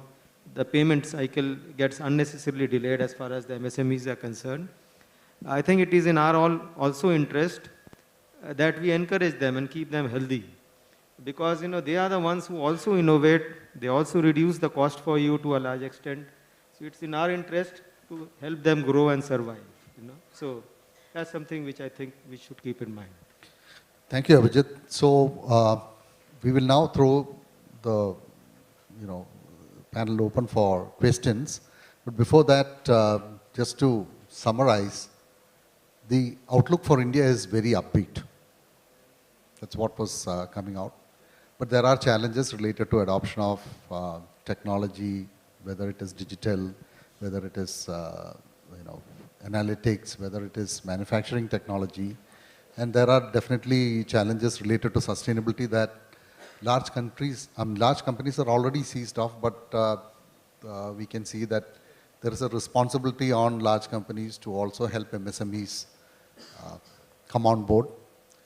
So having said that, we will invite questions from the audience. We have about only 5 minutes left. And I will request that please restrict to the questions, not observations or comments. And please introduce yourself. There is a gentleman at the back. Hello. Good morning, everybody. I am Shubhrata Shaha from Shaha Steel Private Limited. We are channel partner of Tata Steel and Tata BlueScope Steel Limited for pre-engineered steel buildings and prefab houses. I have one appeal to Abhijit Babu of Barja Paints. For almost 1 year, I had been chasing Mr. Nilanjan Chakravarti. Mr. Saha, and Saha Babu, Saha. Take it offline. Is it a question to the panel about the industry? Yeah, it is a question. It is a question. The question is that how, the paint industry can, enhance the possibility of adding value to the end products of consumer. For example, the, sheet metal items and other consumer items, how your painting technology and paints technology can add value to their end products. Thank you. So, yeah, actually, in terms of the painting technology, if you look at it, there is a huge amount of wastage which happens due to corrosion. Almost 1 lakh plus crores in India every year. It's a mammoth figure. And paint is something which can prevent that, or at least, prolong it for a long period and thereby reduce this wastage. There are different types of technology which is used for different types of surfaces and different types of requirements. On the industrial side, we have a division called protective coatings. which we call as Protect On. And this particular division, though we are a leader in India in this space, we have consultants who can advise you in case you need it. Offline, you can talk to me as well, and I can put you into the right person in case you need any help. In how to, whatever surfaces that you have, whatever is the requirement, we will tailor make product solutions for you. So that's something which is available. Great. There is a question from Mr. B.B. Chatterjee. So may I invite him to ask his question? Thank you. What a wonderful panel discussion that we are experienced. One small question is, Indian industry basically is plagued with contract labor, large number of contract labor. And at the same time, technology generally means more machines, less human workforce. Now, how do you address this aspect in our journey to reach the sites that we want to reach? Any comments? Mr. Chatterjee, that's just one point I'd like to help you ponder. If you think of 1970s, 1980s, when lots of these medical tests were not there, a lot of technicians, when the medical tests came up one by one, a lot of technicians talked about, my job will be going. Actually, if you think of medical technologies, by advent of different medical machines and the technologies, actually the type of job, type of skills, type of people requirement actually gone ahead multifold. So yes, we may think of it that, if there is more automation, the job will be going. Actually, there are more and more different types of skills are coming up in the market, and you should know that. So I personally, I cannot just say that it's going to be happening, what kind of job, because I can't predict even. But certainly, as we are progressing, we can see that how the skills level, requirements of different types of skills and people are changing, right? So I'm 100% sure that today's skill sets, obviously 40-50% will be going away from the market, but another 40% or 50% will be supplanting that, and which will be having a different skill sets. Job will not go. It will be having a different shape. It will metamorphose in different way. That's what our belief is. Thank you. We have time for two more questions. Gentleman here and then Mr. T.B. Chatterjee. Very good afternoon to all the panelists. Myself, Professor Dr. Rakesh Dubey. I am a dean in JIS University in the Department of Management and Juridical Sciences. My submission and little question to any of the panelists here, that what we consider that MSME is the backbone of economy, and that too, if we discuss about India, it is one of the largest subcontinent, what we say. Here in India, we have more than 7.9 million MSMEs, but the crisis is, majority of them are failing. The question related to this is, is it the responsibility of the larger organization to support the MSME? Or is it like government as an institution should come ahead? If I just put another part to the government organization, definitely, there are policies of startups, but we have seen even lots of millions of monies which has been spent over the new startups. Majority of them have failed. Now more than 9 lakh crore rupees is just like an NPA on the startups. So this is my question, that who is the support system, whether it is industry or larger industry to support, give the backup to MSMEs, or it is government organization. It is also related to sustainability part of the system. What I believe is MSME is basically a traditional way of management system that they are moving ahead with. But otherwise, your expert opinion, any one of you from the panel. Thank you. I think maybe I will answer, because all the panelists talked about how we can promote MSMEs. See, they say that that government is best which governs least. So therefore, if we don't want the government to run every aspect of our lives, we as industry will have to take actions ourselves. We cannot expect the government to solve every problem, that is. And if you look at the MSMEs, most of them are not into there is a large proportion which is in the B2C thing. They are supplying a product to a consumer, but a large proportion of them are in the B2B sector supplying to an industry. And it is that industry that can have the biggest influence on transforming their fate. So therefore, I believe that industry has a big role to play. And there are many industries who may be actually taking advantage of the MSMEs. Instead of that, the industry has to become more responsible and help elevate the standards in the MSME sector also and help them move forward. So may I take the next question from Mr. T.B. Chatterjee? My question to Mr. Srivastava. Sir, your industry is directly linked with the petroleum goods, or you can say crude price. India imports around 48 lakhs barrel of crude every day, not every quarter, every day. Now, Government of India has taken a very dedicated decisions about implementation of the solar power, and it is expected that 3 lakhs megawatt of solar power will be ready by 27-28. And you know that it has been brought under PLI scheme very recently.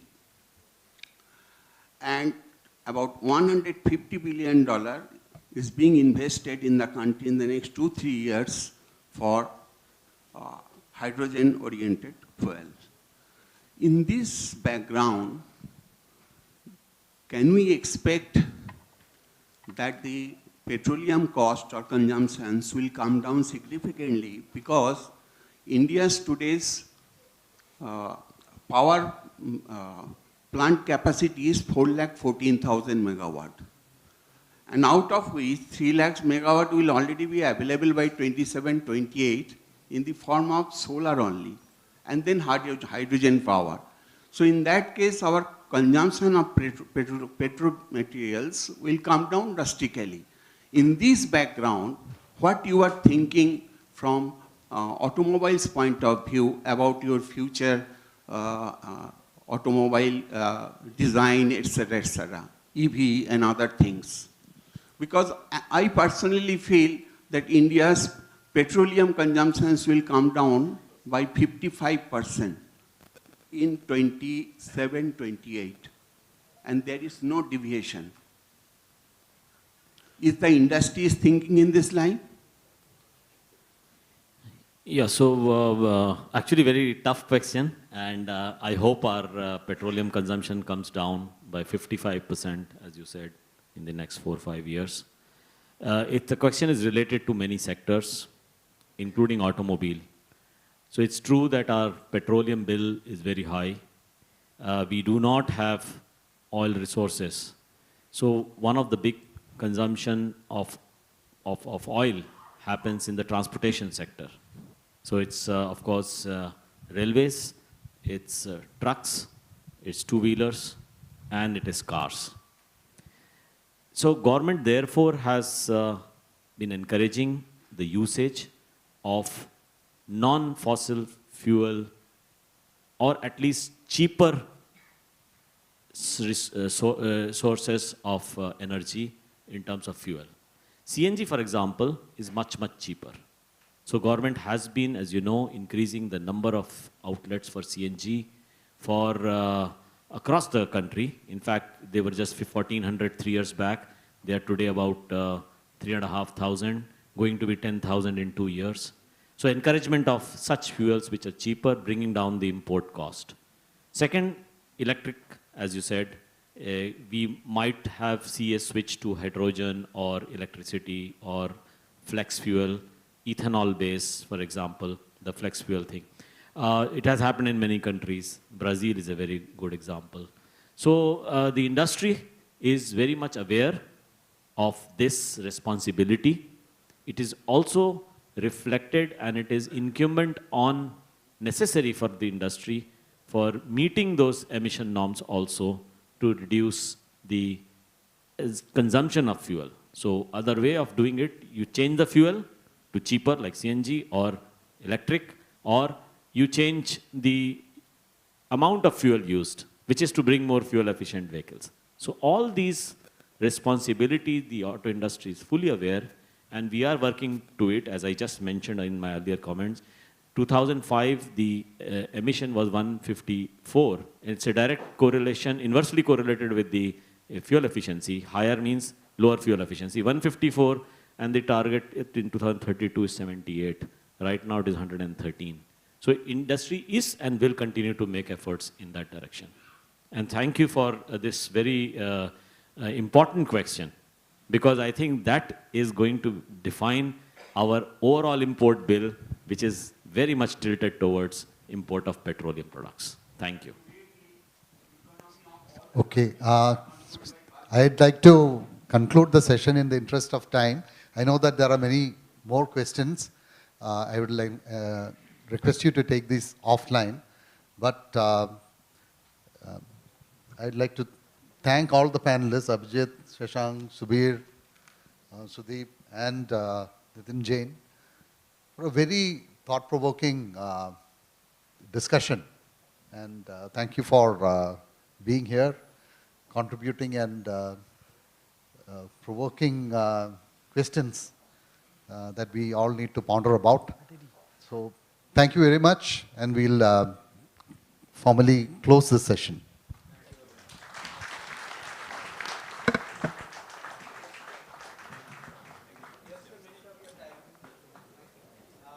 Before we move on to the next session, may I request the Senior Vice President of the Chamber, Mr. Gautam Ray, and Vice President Mr. Arnav Basu, to please come up to the dais, because we would love to leave our panelists with some unique and favorite tastes of Bengal, some Darjeeling tea and honey from Sundarbans.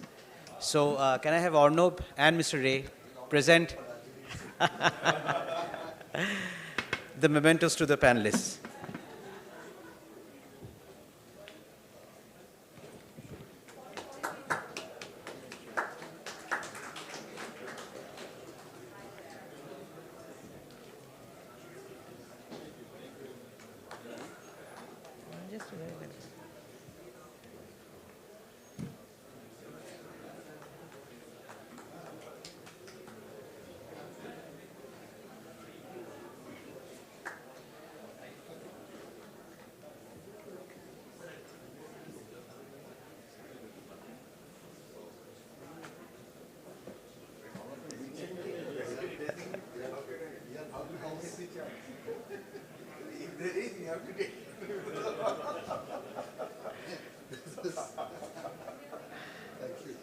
Thank you very much.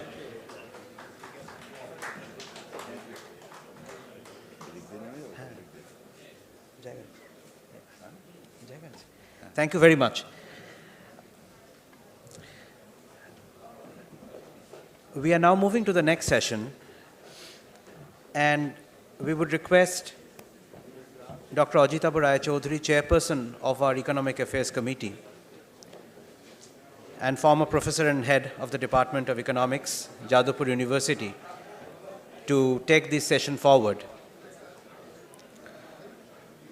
along with our speaker, Dr. Sachin Chaturvedi, Director General, Research and Information System for Developing Countries, RIS.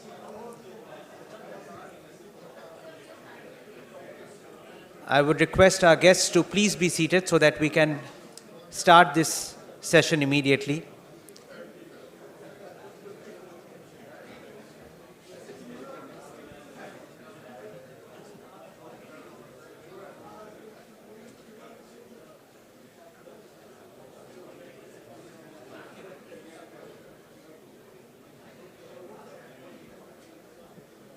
May I please request you to please take your seats?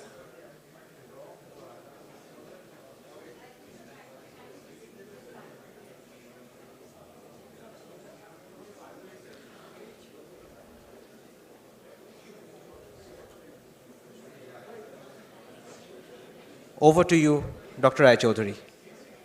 Thank you, Shubhajit. And this session is actually on, as you know, we have today Dr. Sachin Chaturvedi, who has very kindly agreed to come here from Delhi. He's the Director General of this think tank RIS, which is a department of Government of India, Department of Commerce. attached institute, if we can say so. And what I will do, in fact, Sachin also is in a hurry to catch flights after this session. So, in fact, he is being an economist. We have heard a lot from the manufacturing and the e-commerce and this sector. And what we will do today, let's take it a little bit away from the production side or producers or firms to economists. And people are scared of economists because we talk too much, but we don't have time for talking too much. So I hope we'll be able to finish it within time. And let me just briefly say we are in a situation which is not good at all for the world economy. As you can see that the US is leading a war on interest rate now, just to tame their inflation. They are facing something which they call stagflationary situation. In fact, the economy is stagnating, but inflation is hurting most of the common people there. And when US Fed raises their interest, rest of the big central banks all over the world follow suit. India is no exception, because if we have to survive in this world, we have heard about this foreign investment, foreign inflow. India is a preferred destination, as the minister, Mr. Goyal, just said. So if that is to be true, we cannot just simply keep our interest rate fixed. We'll be nowhere in that situation. So there are issues like this, global recession, where we are heading to. Then we have problems, as our minister just said in the beginning, and also this was touched upon by the earlier panel. We have a golden opportunity to grab a portion of global supply chain, which is distorted, disrupted, and mainly due to, some kind of a tough policy in China. China controls 24% of parts and component supply of the world. And putting so much in one basket, the world is facing it now. And we have an opportunity in that situation. And India late, we didn't care for this. For a long period, we ignored the global supply chain altogether, taking too much dependence on domestic policies. The PLI scheme has come, in whatever name you call it, but the main idea is to grab a chunk of this global supply chain now. It may be late. And now we have other things. I will go one by one. So let me just ask Sachin on these 2 points which I just raised. What's your take on this? One is the global recession, the challenge, Fed raising interest rate, all the central banks have a competitive scenario now on this, and the parts and component, global supply chain, and all these issues. Thank you. Thanks, Ajita Uda. At the outset, I must thank the Bengal Chambers for giving me this opportunity of connecting, and also having this opportunity of hearing the industry, and the panel was excellent. I think all the brilliant minds were there. It was absolutely fascinating to hear them. I fully agree with you in terms of the global volatility that we are seeing, and what we heard at Jackson Hole, the Fed's statement that came out in terms of the volatility that it has infused in the global monetary scenario, the banks following. I think there is a sort of race now on among central banks to rush for raising the interest rate. As we are also hearing, the Director General of WTO already announced recession, and until few weeks back, inflation was bothering the world, and is still, I think, most of the central banks are bothered about that. But definitely, Ajita Uda, as you would agree, the idea of monetary policy coming out of the accommodative phase to more of the tightening of policy, I think that is the first point that I want to make, and that phase is absolutely clear. Yesterday already the MPC has started its meeting. Tomorrow would be the conclusion. And I think it is being guessed in media in terms of how it would go, what would happen, etc. But I think both the Reserve Bank of India, but also the Finance Minister herself, they have made it clear in terms of we getting into a phase which has lot of uncertainty. And that uncertainty, I think, is emanating out of the large challenges we are having, be that the COVID fallout, the war, as was mentioned in the first panel. So those, I think, issues are absolutely there, and we need to take them right heads on in terms of the challenges. In the month of August itself, India got something like $7.6 billion portfolio investment, which itself was 16 times more than what we received in July.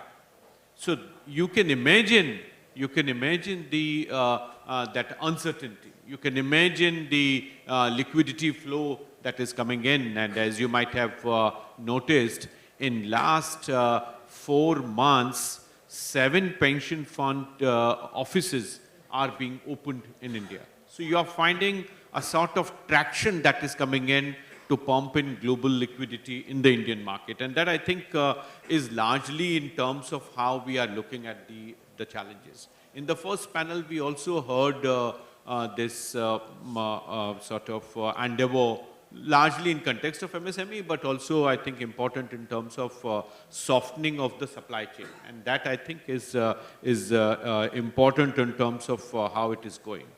Coming back on the point of uncertainty, I think we also need to realize that the Fed and the Fed's action in this financial year itself, United States currency through the Fed's action, it has gone 11.8% higher in this fiscal year. Our currency, the INR, has depreciated only 5.1%. So this is part of that larger disconnect that we are seeing in terms of our decision making. And that, I think, is something which FRBM addresses adequately with the flexible inflation targeting. And that 2 plus 2 minus, I think, gives us the remit within which we are able to contain inflation and still get on to the growth story.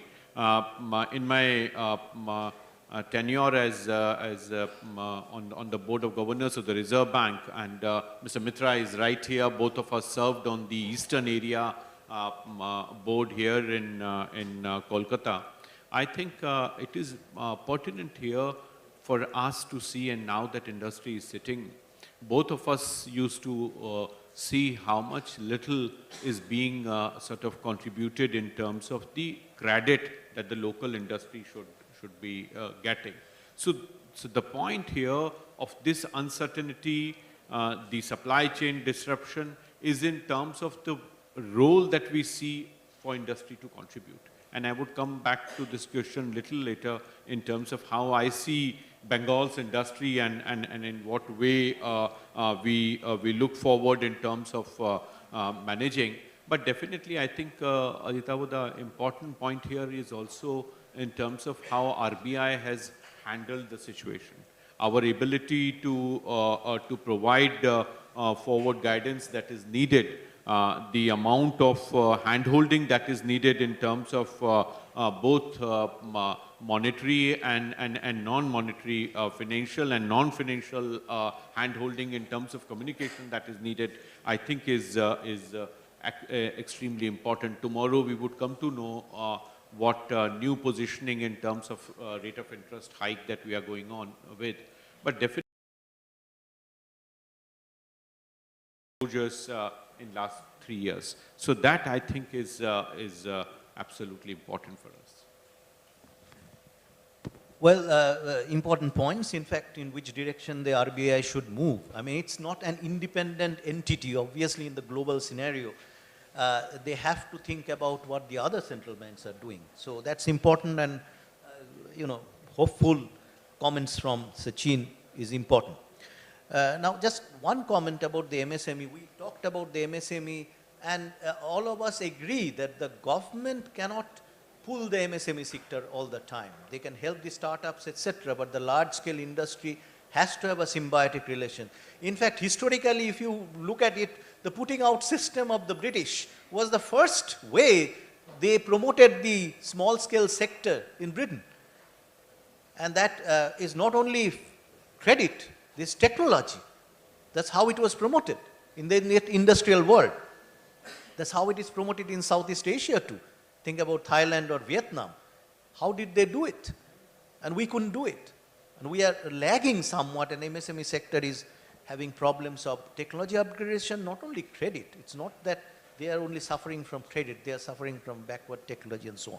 I'm not touching upon that anymore. A lot of talk last time, the last panel too. Let me go to the other point. You know, the regional groupings are very important nowadays. If you think about that, USA has created this new grouping in two parts of the world. One is the Middle East, the other is the Southeast Asia and Pacific. And it's geographical groupings, strategic groupings. We can have other groupings within South Asia regions. That's very important how the regional groupings will play in future. So what's your take on this? I mean, do you think, are you hopeful that the regional groupings where India is taken will have some good future prospect for us? Definitely, Ajitauda, as it is emerging, I think value chains and we becoming part of those value chains are going to be extremely important. And sitting in Kolkata, I think the gateway for our Act East policy, we very often say, but I think the action is missing, and that's what we need to identify with enhanced connectivity with Bangladesh. What is it that we can do? And as you are aware, with IRIA and Asian Development Bank, my institute, RIS, has just finished a study on trilateral highway. And this trilateral highway is in terms of getting our road connectivity from Thailand, Myanmar to India, and with Laos and Cambodia being there, what kind of that connectivity we can bring in. So this is one which is already coming in. It is very much on the radar, it's very much on the ground. How we leverage our production and in what way we connect with these economies, I think is extremely important. The second part, as Prime Minister announced this summer, is in terms of I2, U2. So there, with India and Israel and UAE and the United States, we have announced food chains to come in. This is also part of the BIMSTEC network where Prime Minister announced setting up of food chains.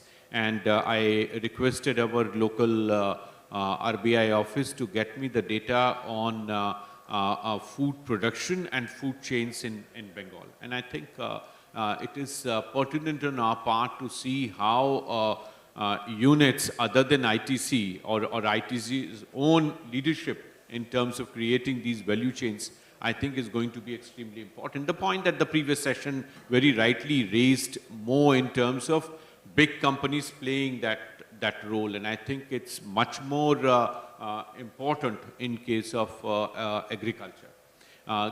I think the connect, and you very rightly, I think, observed while closing the first round of our discussion, in terms of our connect with the academic institutions. And this is where I think Bengal would have to work very hard. If you look at the rise of the IT sector in Bengal, in Bangalore, you find huge role of Indian Institute of Science, you find a huge role of the IT academic ecosystem that came up.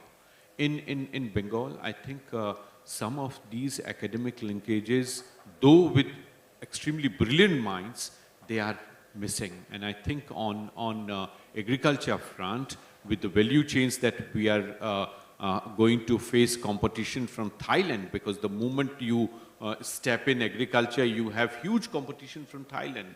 The one village, one product scheme of Thailand has created almost 78 products that are coming out from villages. What India has now introduced in terms of one district, one product scheme, Thailand practiced it and created 72 leaders. Now we are gifting honey, as we saw in the previous session. But I think this is important for us to have local recognition of products and their market. So that I think is important, and probably equally important in terms of how we look at the question. And there I think I would very much like to bring in this statistics that we collected on West Bengal's exports, which are extremely important in the 2008 to 2021. That period, my team culled out the data, and we are seeing this expansion. So in 2008, Bengal's export was only at $2.6 billion. Which in 2022 stands at $6.8 billion. So this jump that you are seeing is largely coming out from the big units. They are not coming out from MSME. And that's where the lopsided trade structure of West Bengal comes up. And that's where we need to work on. So largely the issues here are both the connect for technology for small and medium enterprises, their ability to have product value chains. And as I said, with our Act East policy, missing out on action, particularly from eastern area, we need to bring in the necessary gravitas that is needed in terms of pitching in with the value chains that are needed. Well, let me go to, somewhat a related question. We often, and this has come out in the press also, that our duty structure, the tariff structure, the way we have, if you look at the duty structure of our products, it's not only always inverted duty structure, but there is duty structure which is questioned. That if we want to promote the manufacturing industries, we have to depend on imported components as well. And if we had to be a leader in industrial exports and manufacturing export, this tariff structure has to be carefully modeled. What's your take on this? Any economist, I think, any student of foreign trade would not differ much. But I think it is also important for us to see that our industry with PLI now is on a trajectory where we are witnessing a huge manufacturing deficit in this country. The amount of contribution that one would have expected from manufacturing hasn't happened. Largely because we took Washington consensus very seriously. And survival of fittest, those who are inefficient should go out of the market. This philosophy from 1991 onwards motivated the way we structured our economic reforms process.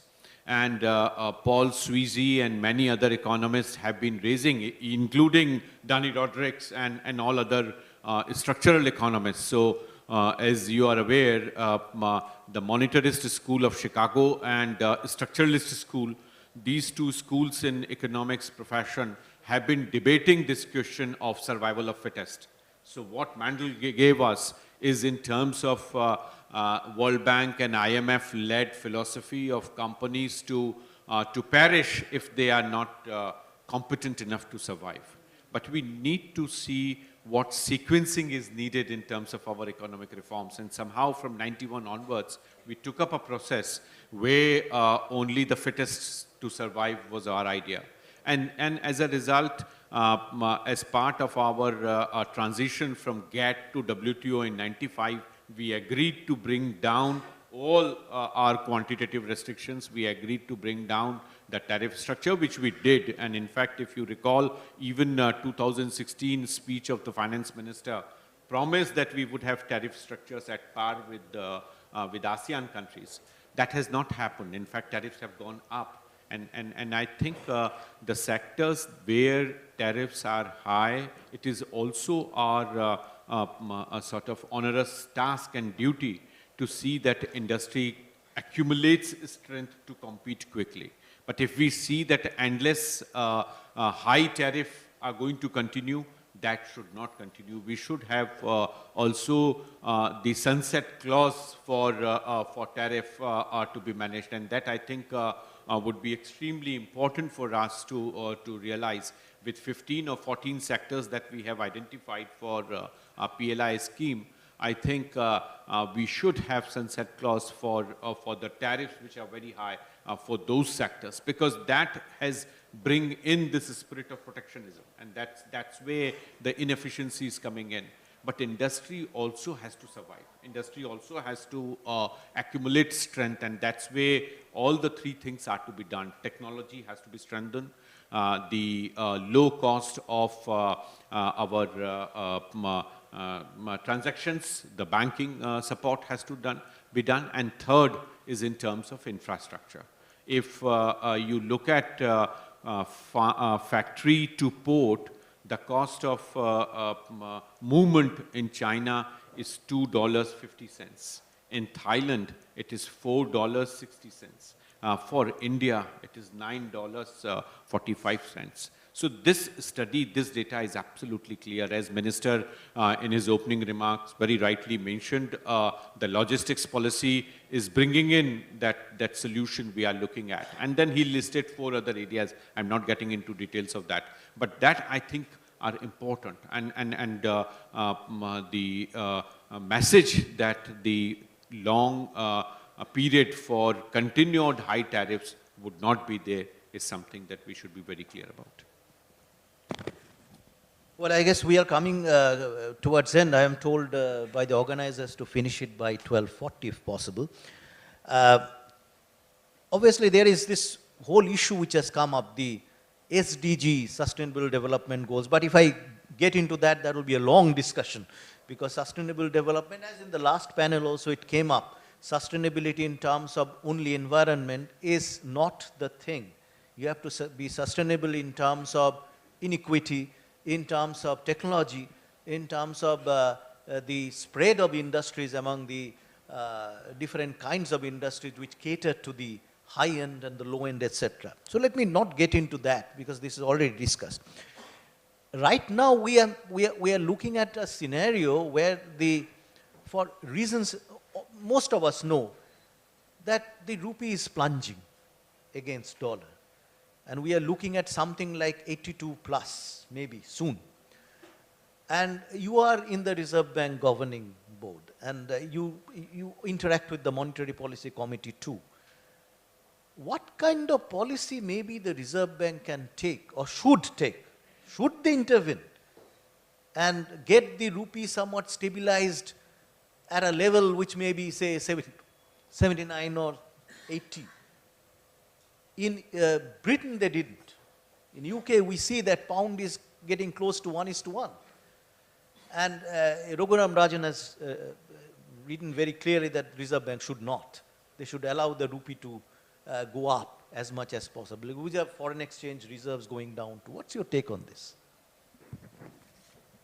Thanks, Ajitabuda. As you advised, I'm not getting into the SDG context that you set of discussion, but certainly I would like to re-emphasize the point, and with your close engagement with this chamber, I think it is pertinent to, for me also to bring out the point that you please help us consolidate the perspectives from the industry here as we go for consultations for various FTAs and the negotiations that are there on SDGs, particularly in context of the green finance, the way we are looking at, and the transition of the industry, how you look at some inputs if we can get from the industry, that would be excellent. So with that, I would stop on that point. The second point I think is important, and in the beginning I did mention in terms of how RBI has positioned itself.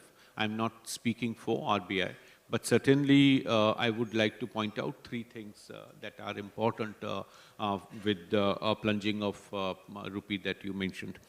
Number 1 is that if you see data for all currencies of the world, all leading emerging market economies and all the developed countries, you would find that all currencies have gone through a very rough patch, including USD USD itself. And as I said, 11.8% sort of challenge they have gone through, the percentage variation. And this, I think, is something which is there with Canadian dollar. It is there with the yen. It is there with the pound sterling. And we are realizing that 21 other currencies are also affected. So that's point number one.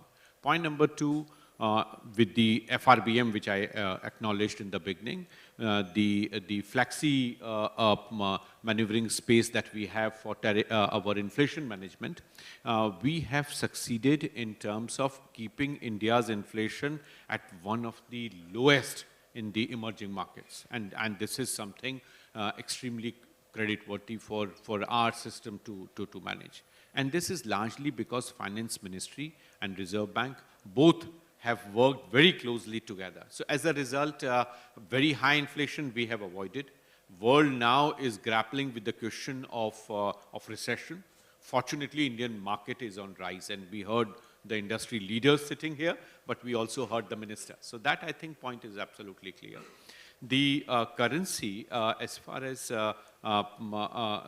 they in context of inflation, the point here, I think, would be the decision that RBI has taken to leave it on the market forces, perfectly fine. As you might have seen, last week, 2 attempts were made by RBI to pump in dollar and see with high foreign exchange reserve, what is it that we can manage? We have already pumped out dollars in the market twice. 2 operations have already been done in last 15 days. So that, I think, is already happening. There is no limit specific in the minds of people who are managing the currency. Is also very clear. They have said that even if it goes beyond 80, we are not going to intervene. What we are going to do, only 3 things which I was mentioning. Number 1, wherever USD is to be provided in the market would be done. Second, no artificial management of it. Number 3, from the trade perspective, though the imports are becoming far more challenging, the whole petroleum bill is multiplying many times. The government is not going to intervene, or the RBI is not going to intervene. So these 3 points, I think, are absolutely clear. The expectation now is that in next few days, this would already start coming down, as we are seeing the commodity prices have softened, the pension fund inflows have enhanced, so more dollars are coming in. This week, again, we are expecting a huge report from RBI in terms of what portfolio investments are. So these factors where dollars are coming in a major way in Indian economy, I'm sure would help us restore the volatility that Jackson Hole has brought in. The idea of Fed's challenges are also huge, and I think US economy is going through a rough patch. Probably this is also, Ajitabuddha, as you would agree, is a time when USD in terms of the leader of the global currency market is also going through a change. And this, I think, parallel efforts by Indian government to expand the influence zone for Indian rupee is happening with digital currency and with huge interests that we have in fintech and other areas of intervention. They would also help us stabilize INR in a major way. Well, I think we cannot entertain questions really. If I open it, it's Pandora's box will be there. And we are really, Mr. Chatterjee, if you ask a question, I know it will be a long one. So, I mean, you can talk to him maybe later on, because do you want 1 or 2 questions, or do you, you have talked a lot. And, do you have any last word to say? I do not know. I just wanted to thank the organizers for this opportunity, and I think the idea of holding the conclave with focus on our Act East and our Market Connect, I think they are extremely important areas, and you being associated with this, I'm sure, would bring in the necessary heft that is needed in our discussion. So I just wanted to thank everyone. Thank you. Thank you, Professor Chaturvedi. And let's come to an end for this session. Thank you again, Professor Chaturvedi, for your contribution. Thank you, sirs. Would request you to kindly stay on the dais. Request President-designate Mr. Shubhit Chakraborty to please come up on the dais and hand over the mementos to Dr. Chaturvedi first.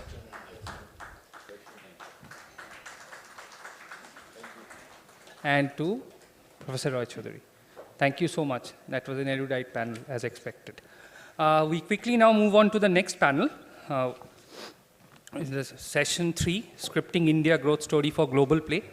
We already have virtually Mr. K.V. Kamath joining us. Mr. K.V. Kamath is the former Chief New Development Bank of BRICS and former Chairman Infosys and former non-executive Chairman of ICICI Bank. He's already joined us online. I would also request the other panelists and the moderator to be kindly seated on the dais. Mr. Atanu Chakraborty, Chairman HDFC Bank. Dr. Shomukanti Ghosh, Group Chief Economic Advisor, State Bank of India. Mr. Ronin Banerjee, Partner, Government Sector Leader, PricewaterhouseCoopers Private Limited. And the moderator, Mr. Tamal Bandopadhyay, author and journalist and mentor, the Finance and Banking Committee of Bengal Chamber. Sirs, if you could kindly take your seats on the dais.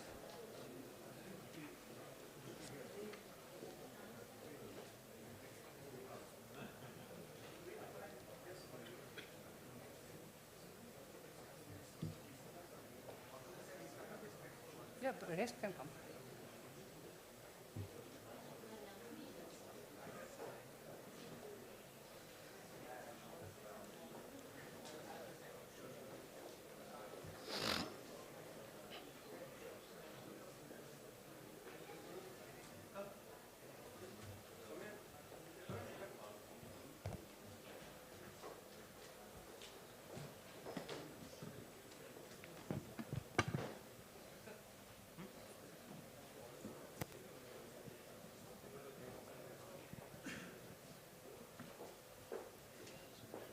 Just bear with us for a few seconds. Mr. Chakraborty will be just walking in. Just.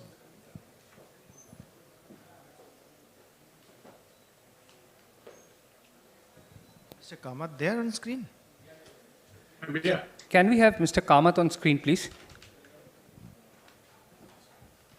Can I have a split screen and Mr. Kamath present there? Yeah, I'm here, Tamal. Yes, sir. Yep. Very good afternoon and welcome. Thank you very much. And Yes, we can hear. You can hear us, right? Very clearly, thank you. And can you have a microphone in the audience so that anybody wants to ask any question in between? So, very good afternoon and Shubho Pujo. This is the last session, Scripting India Growth Story for Global Play. Lot of economics you heard. We have just 1 hour. So, we'll sharp 1:46 we'll end. And you can't, I must say, congratulations Bengal Chamber. We can't have a better panel than this. Mr. K.V. Kamath on the screen, I mean, he wears too many hats. So I don't want to waste his time, our time describing all this. Right from ICICI, Infosys Chairman to BRICS, he is the guru of retail banking in India. And because of his latest, the last position in BRICS, nobody you can get better than him from his perch to talk about India in respect to the rest of the world. So, Mr. Kamath, welcome, sir. Thank you. Chakraborty, sir, IAS, he ran many state undertakings in Gujarat, then got into finance ministry, and now he's the chairman of India's largest bank in terms of market cap and second largest in terms of assets, HDFC. Thank you, sir. Shoumyakanti Ghosh represents State Bank of India, India's largest bank. 1 out of every 3 Indian is his customer, his bank's customer, and world's only Indian bank among the top 50 world banks. Roughly about 22-23% of banking industry SBI accounts for. That's Shoumyakanti Ghosh is the chief economist. And finally, we have Ronin Banerjee, a consultant. So a consultant, an economist, a bureaucrat whose understanding of finance is great, and Mr. Kamath. 4 of you. I'll speak the least. I'll just have some, we'll try to make it interesting and interactive. In between, we'll take a few questions. So first, we'll have ask each of you to give some preliminary remarks, maybe 3-4 minutes each, and then we'll get into some micro issues.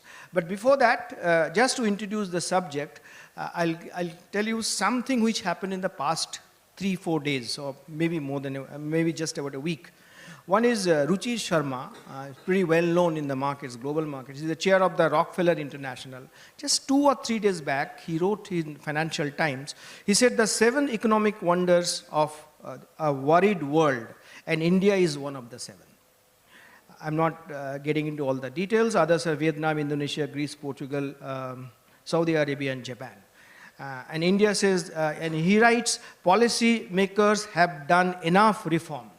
And he says India is gravitating towards second largest emerging economy. Just 3-4 days back in Financial Times.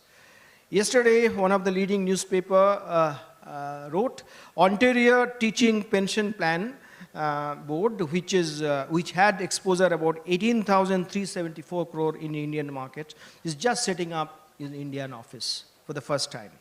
Finally, all of you know that it's an old news, a week-old news. Apple to make iPhone 14 production in India. 5% of the global production will be in India. And by 2025, about 25% will be there. And some macro numbers, between 2008 and 2022, we are one of the very few countries where debt to GDP ratio is going down, has gone down. And as we stand now, we are the 5th largest economy. Of course, critics say you have overtaken UK, so what? The per capita income in India is much less. Look at Indian population. Yes, there will be always other side of the coin. But the fact is we are the 5th largest economy and we have 3.5% share of global GDP. About 8 years back, we were 10th largest economy and our share of GDP was 2.6%.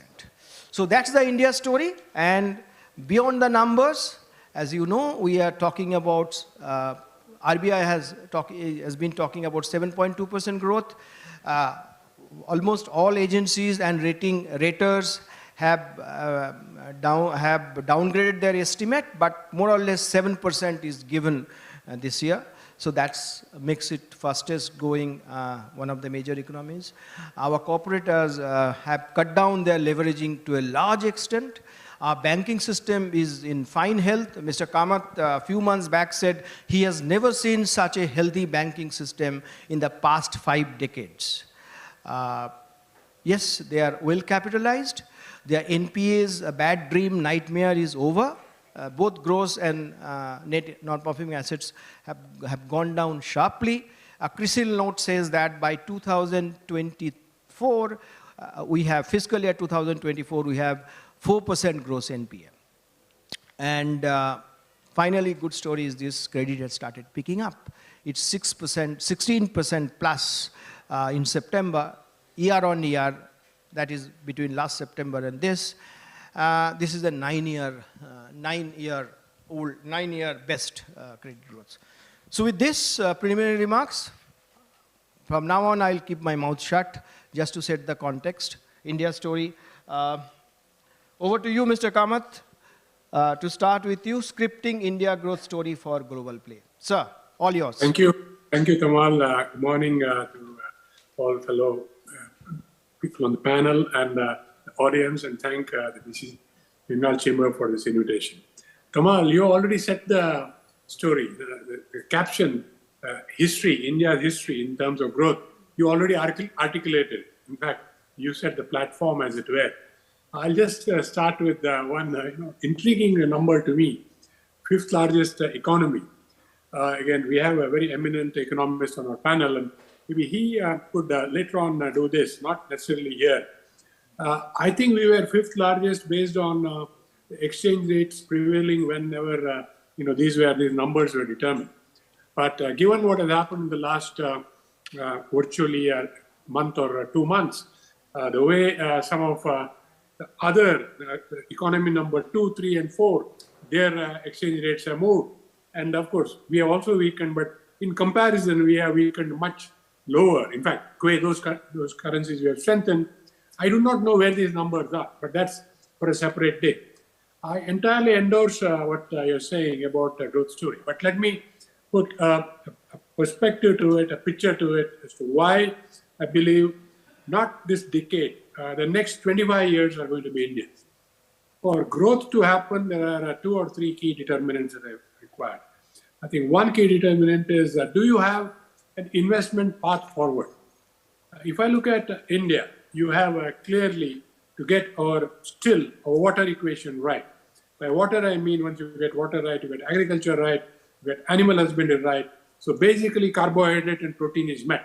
And a whole lot of investment needs to go there so that we are not dependent on one. So point number one. Point number two, we look around us, there is clearly a long, long runway for infrastructure. So we are nowhere near a situation where a lot of countries in the West are, namely, that they are building highways and railroad to nowhere. They don't have really a need, but they're investing it to just show growth. We have clearly a path in terms of what we can do on that route. Third comes manufacturing. Manufacturing is, as you said, we're not seeing cleaner balance sheets. I haven't seen in 50 years of my career, banking, or more importantly, in this context, the industry, balance sheets of industry. So which means that they have the ability to invest and grow. Of course, the flip side of it is there a consumer? Clearly there is a consumer, and I'll connect it up last when you talk of GDP growth. Then we have something that is very, very exciting that's happening, which again is not there in the West. There is the whole digital drive. And I had heard Ruchir sometime earlier where he said that in China, for example, the digital economy is 35% of overall economy. My guess is probably in our case 3, 4, 5%. I don't think so. Even lower than that. What is the opportunity? Will it be 35%? Let me say it may or may not happen. But will 15 to 20% happen? Certainly 15 to 20% I believe should happen, given the rapid transformation that is happening in terms of digital architecture in India. That is, rollout that is happening, affordability of digital connectivity that is happening, absorbing the digital connectivity by the layperson, by corporates, banks, of course, and so on. So the digital architecture in terms of not only fintech, but the entire spaces are going to happen. And I believe that digital architecture will be probably the biggest employment provider going forward. We can do the numbers later on when we discuss in detail, but my belief is a large part of the incremental jobs that we will need to find will come from the digital universe as we go along.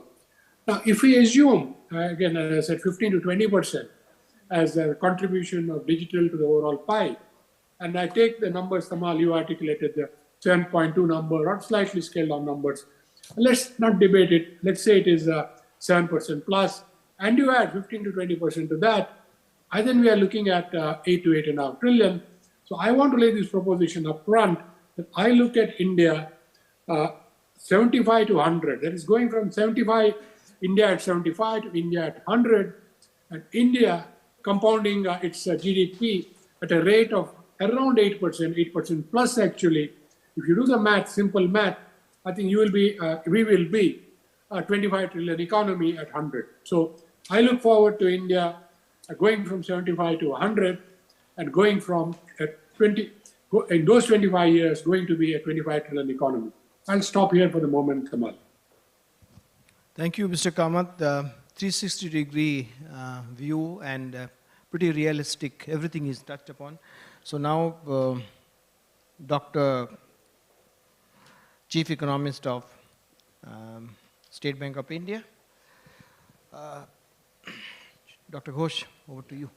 Thank you everyone, and thank you for inviting me to this platform. I'll just put out some numbers which actually will show you how India is doing in the last 4-5 years. Let me start with the numbers related to the economy, and then also I will start with some of the numbers related to social inclusion, because that is one thing which is also empowering people at the lowest strata. Total investment announcements in the last year, rupees 20 trillion. Out of this 20 trillion investment announcement, the private sector participation is around 70%. And if I assuming 40% is the ratio of this conversion, which is the historical trend, that makes it a number of around 8 trillion. Total number of gross block which has been added to these companies in the last 2 years is around 12 trillion. 9 trillion is the work in offing. So that means that a large part of what is the total amount of, deleveraging the corporates have done in the last 2 years in the pandemic, around 2 trillion. So basically their balance sheet is now rock and steady and to fund the finance revival. Bank credit growth at 16%, 10-year high. And most importantly of the banking sector, the growth is driven by the SME sector, where the credit growth this year is already at 70,000 crores for the first 4 months. And there was a lot of talk that the SME sector was hit. Yes, there was some impact, but if we look into our bank's portfolio, the amount of restructured portfolio is actually significantly on the lower side. So that means that the MSME sector has been now doing quite well. Let me now turn my point to the external sector. Rupee, total devaluation beginning from February 24, 2022, when the war started, is around 7.8%. How much has the dollar appreciated, dollar index? Close to 19%. So basically, and compared with the figures after the taper tantrum, when the dollar index appreciated by 5% and the rupee dropped by 48%. A lower part of the depreciation related to the dollar index indicate that the rupee weakening is mostly to do with the dollar strengthening. What has been the, equity markets? Yes, the equity markets have declined in the last few days, but if you look into the overall equity markets globally, from January 2022, you will see that the drop has been in the range of 20 to 30% across all countries. In India, the drop is 6.4%. If you look into the foreign exchange reserves decline, yes, reserves have declined by more than 80 billion, but a large part of that is because of revaluation. And if I look into countries like China, the reserves have dropped by 140 billion, and for Singapore, a small country, the reserve increase decline has also been more than 100 billion. So if I take all these numbers and finally, at the lower end of the spectrum, out of the total incremental deposits which was added to the banking sector last year, 66% of that came from women in the rural areas, and 35% of that was from the women in the rural areas. And the other important thing is that another data which I want to cite from our portfolio, and this is basically the empowerment which is happening, is that if you look into the total loans which are disbursed for the housing loan, for example, if I look into our portfolio, a large part of this in the tier 3 and tier 4 cities, where the rural populace is actually close to 50%, the women are actually borrowing more than their male counterparts. And in some cases, this number is more than 50%. So some sort of a revolution has been happening in terms of financialization of the deposits, financialization of the women deposits, and I think over a point of time, this should translate into much better opportunities for all sections of the people and also development of the social infrastructure. I would stop here, and maybe at the course of time, I'll discuss some more numbers. Thank you, Dr. Ghosh. So I heard in the first round, you're talking about MSME. Here is one State Bank of India person saying that actually the restructured loan in MSME is not that much. So there has been apprehension that MSME sector is facing crisis and that the government scheme, which as and when it matures, will find that banks are holding on too many bad loans. He's saying no. He's also saying that rupee depreciation is not per se a reflection on Indian economy, nothing to do with the weakness of Indian economy, but is the dollar strength. And comparatively, Indian currency has lost much less than other emerging market currencies. And final another twist, a lot of homework he has done, another twist is doing the new India where the women empowerment. So let's hear before, we'll keep you last, the biggest artist comes, big artist comes at the end. So let's hear a consultant voice. Thank you, Damalda, and good afternoon everyone, and thanks for inviting me to this. I think we referred to Ruchir. I believe that he is currently in a bit of a pessimism phase. I am an optimist. If you look at it from an external angle, if I look at India attracting investments, if you have to have growth, we need to attract investments. So investors are either market seekers, they are resource seekers, or efficiency seekers. Now, I think on all these three aspects, the market in India is big. resources is not a challenge, and efficiency you get when you come to India in terms of at least the price efficiencies, and we will reach the other efficiencies soon. The government is working towards it. So from an external perspective, we tick all these three boxes. Now, if I look at, we are talking about growth, 7% plus, or somewhere around 7%. Now, if you look at the components, means consumption, it is actually what? It is a private consumption, government consumption, investments, and our net exports. Now, from a consumption perspective, while we have been saying that the aggregate demand will weaken, yes, there is a stress at the bottom of the pyramid, but the demand is not slowing down. And I think, at least for this year, in the next quarter, we know the festivities that pick up, we will have a strong demand. So clearly, we don't see the consumption engine slowing down. Now, coming to the government consumption part of it, now government has enough firepower. Now, when during COVID, the government was not splurging on their public finances, and we were quite critical of the government at that point of time, that we should be doing more, but now we are saying that India is probably having better public finances than many other nations, which actually splurged a little bit more. So the government has the firepower to continue on the government consumption side of it. And also, coming to the investments, government has the firepower to continue to do the capex, higher capex allocations, and actual expenditure that is happening on capex that is continuing. So the government has the firepower to do it. And why it has the firepower? Because, again, COVID has helped a lot. There has been a huge amount of formalization of the economy through digitalization. Now, there is a lot of informal channels where taxes were not getting collected, which have come into the tax net. So the tax base has widened. And therefore, we are having a very good tax buoyancy. The budget had estimated that we'll have only 7% growth in our tax collections. Now, we are going to have a huge amount of tax collection, much more than that. It was clearly an underestimate. And it was possibly done to keep the fiscal deficit numbers presented at a particular level. Now, we know that given the buoyancy, and it is not easy to spend, and it is not so easy to step up your spending. It takes time in capex also. While we are spending at the rate at which the allocations have been done, actually the government is becoming more and more transparent with its budget making. If you see a lot of items, large items, which were outside the budgets. One example is the food subsidy. They are on budget now. And still, if you look at the revenue expenditure of the government, it is more or less at a similar level of the previous year. So which means that a lot of spending, the government is directing towards the productive spending. So that is giving us a boost. Of course, if you look at so I've covered CGI and now the exports part of it. So exports, given post-Ukraine and the positioning that India has had,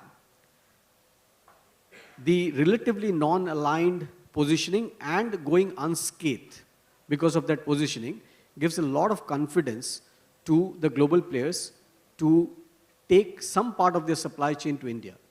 And actually that will not only help in investments, but it will also help in exports and creation of jobs. So I believe that we are on a very good track at a very good time. And as Mr. Kamath said, in the next 25 years, the vision that we have, that can we become a developed economy, I believe we can.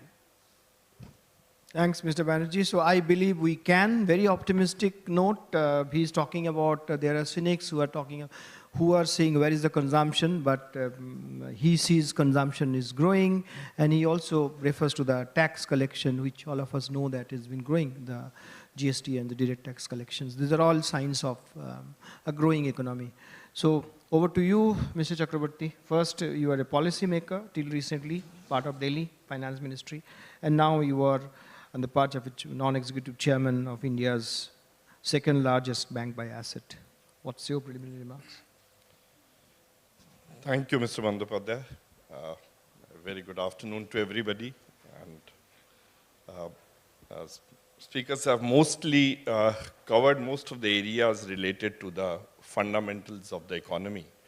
When this year started before the budget making, in one of the columns I had mentioned this is a year of predictable unpredictabilities. I had in mind that it would be COVID. As unpredictable things are, it turned out to be completely different things. The cash that was sloshing around after 2008 global financial crisis had to had its impact somewhere. The inflation, as we see, no longer a very transitory inflation as everybody made us believe last few years. Then to top it all, you had war and then the food grain issues, which has, and the energy, though energy to an extent, we had seen past much higher prices. Today the prices are not that high, but there is unpredictability on account of war. And the war is not taking a turn. Hopefully it doesn't take turn for the worse because of the kind of personalities involved.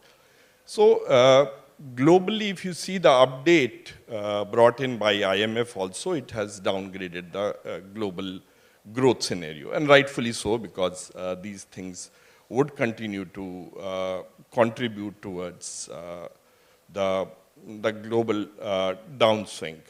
To top it all, one of the things, and again to take Tamal Babu from Ruchir Sharma, whom you just referred to, he has also talked about the loss of productivity. And if you go to Europe, you realize that something which could be done in 5 minutes, they're taking an hour. There is a labor issue, there is a labor productivity issue, which is globally, and to an extent, you are the leaders of the industry, you'll perhaps understand much better, to an extent even pervading in India also. Now coming to India, what are the growth drivers? I see one of the things which has been mentioned, and I reiterate that the banking sector is in the pink of the health because its capitalization has been restored, NPAs are low, the capex cycle has again started.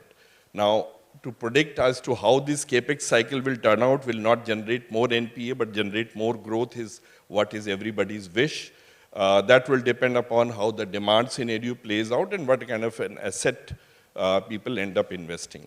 However, as Dr. Ghosh has just mentioned, today the savers are much better diversified. The second thing is that economy is far more formalized today, courtesy demonetization, courtesy GST. And also the digitalization of the economy, which on UPI has driven large number of transactions, and even if you go to the remotest part of the country, you can use your mobile and just put it and pay. And there the communication, the infrastructure which has been taken. And also the infrastructure push that has continued through the National Infrastructure Plan, now PM Gati Shakti, which is pushing more and more capex into the system. I'll come subsequently as to how much that can be sustained. Debt to GDP ratio would have been a concern, but luckily our debt is not denominated in dollar, which few years back the pundits wanted that debt to be dollar denominated to take advantage of lower interest rate. Luckily policymakers didn't take the bait. And today, as we go along, as the tax, just Ronan mentioned, that the tax is rising in the last 60 quarters. For the first time, we are seeing tax to GDP ratio at 8%, which used to be 7%.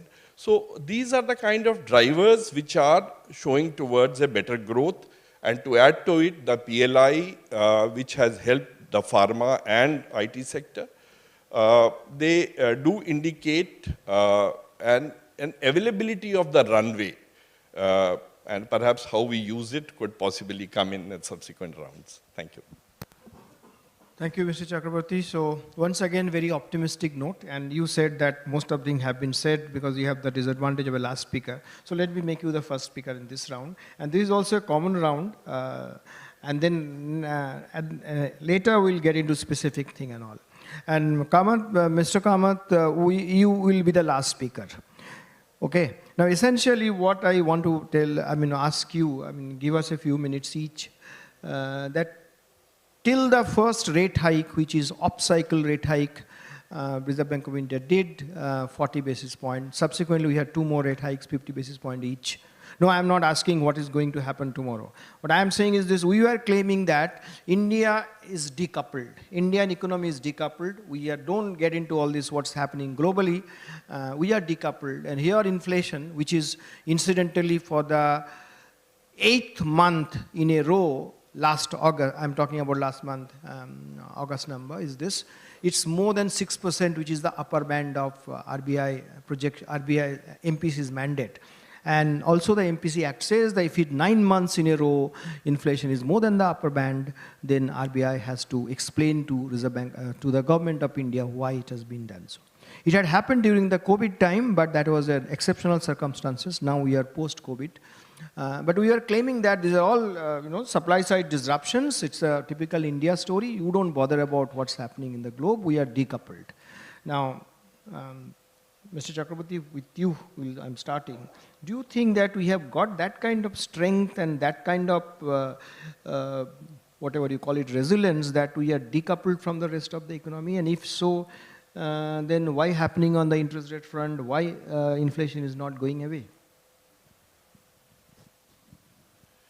Well, we are not decoupled. The very fact that we import a large part of our energy, we do a lot of exports, we have remittances, and I'm talking about those very big numbers, apart from the fact that perhaps other than North Korea, nobody else is decoupled. Even North Korea would be very closely coupled to China close by. So we are not decoupled. The advantage that we have is that we have a very large middle class, which the institutions have brought in, and that middle class has grown further in last few years.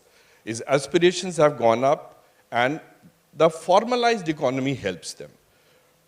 And therefore, that consumption that they are driving, and what has happened that the rural-urban employment is also flipped. During COVID, people went back to rural areas, as one had seen. They have flipped back. The contact service industry has started again. Though the last quarter, their results didn't show that kind of an increase as they should have, which resulted in a slightly lower GDP growth than most of us would have expected. I guess there's some data error. I'll not get into that. But people coming back there would add further to the consumption, because the moment people come back to from rural to urban, there's roughly 2.5 to 3x increase in consumption. And this festival season, one is waiting to see as to how much that impact has taken place. So there is an internal sort of push which comes from the consumption, which is India's story actually. India's real story comes out of that, and export is brought through PLI, which is pharma and IT, as I had just mentioned. Inflation, let's face it, it would remain there with all of us. It is imported through energy. It is also imported through a lot of cash which was there in the post-2008, as I mentioned before. And also to an extent that some amount of food grain prices would also keep going up and down. There have been some issues related to one or the other crop. So these put together would add some amount of stickiness, and the core inflation is also high. Though WPI is coming down, but still it's high enough not to cross that for us to make very comfortable that that band of 4 to 6% would be, that is 4 plus minus 2, would not be breached. We are still in the level of 7% as the August number showed. Therefore, to expect that the interest rates would come down in the near future, perhaps may not be, I don't think, will not be a good estimation. Of course, tomorrow's MPC would only show that. So that is on the inflation story. Of course, inflation is a tax on poor. To that extent, sooner the inflation would come down, the better it is. Thanks, Mr. Chakraborty. So we are going by the reverse order. Mr. Kamath will have the last word on decoupling. Mr. Banerjee. So clearly, as I agree with Mr. Chakravarti, that we're not decoupled for sure. And clearly, and we actually are getting more and more coupled over a period of time. But we also have built a lot of shock absorbers. So while we're not decoupled, but we have a lot more ability to absorb shocks. And some of those ability, why it is coming is, again, if you look at our capital markets, the number of people or the participants in that has gone up significantly. So when the FII outflows happened, about 2.6 trillion rupees or so were withdrawn from the market, our markets didn't crash to the extent what happened during the global financial crisis. We didn't see that kind of a crash. That's because the domestic institutional investors stepped in. So that the financial markets have got a little bit of a shock absorption capacity. That is there. The second is that because of the digitalization and formalization, the amount of revenues that the government is generating, it has the ability to pump prime.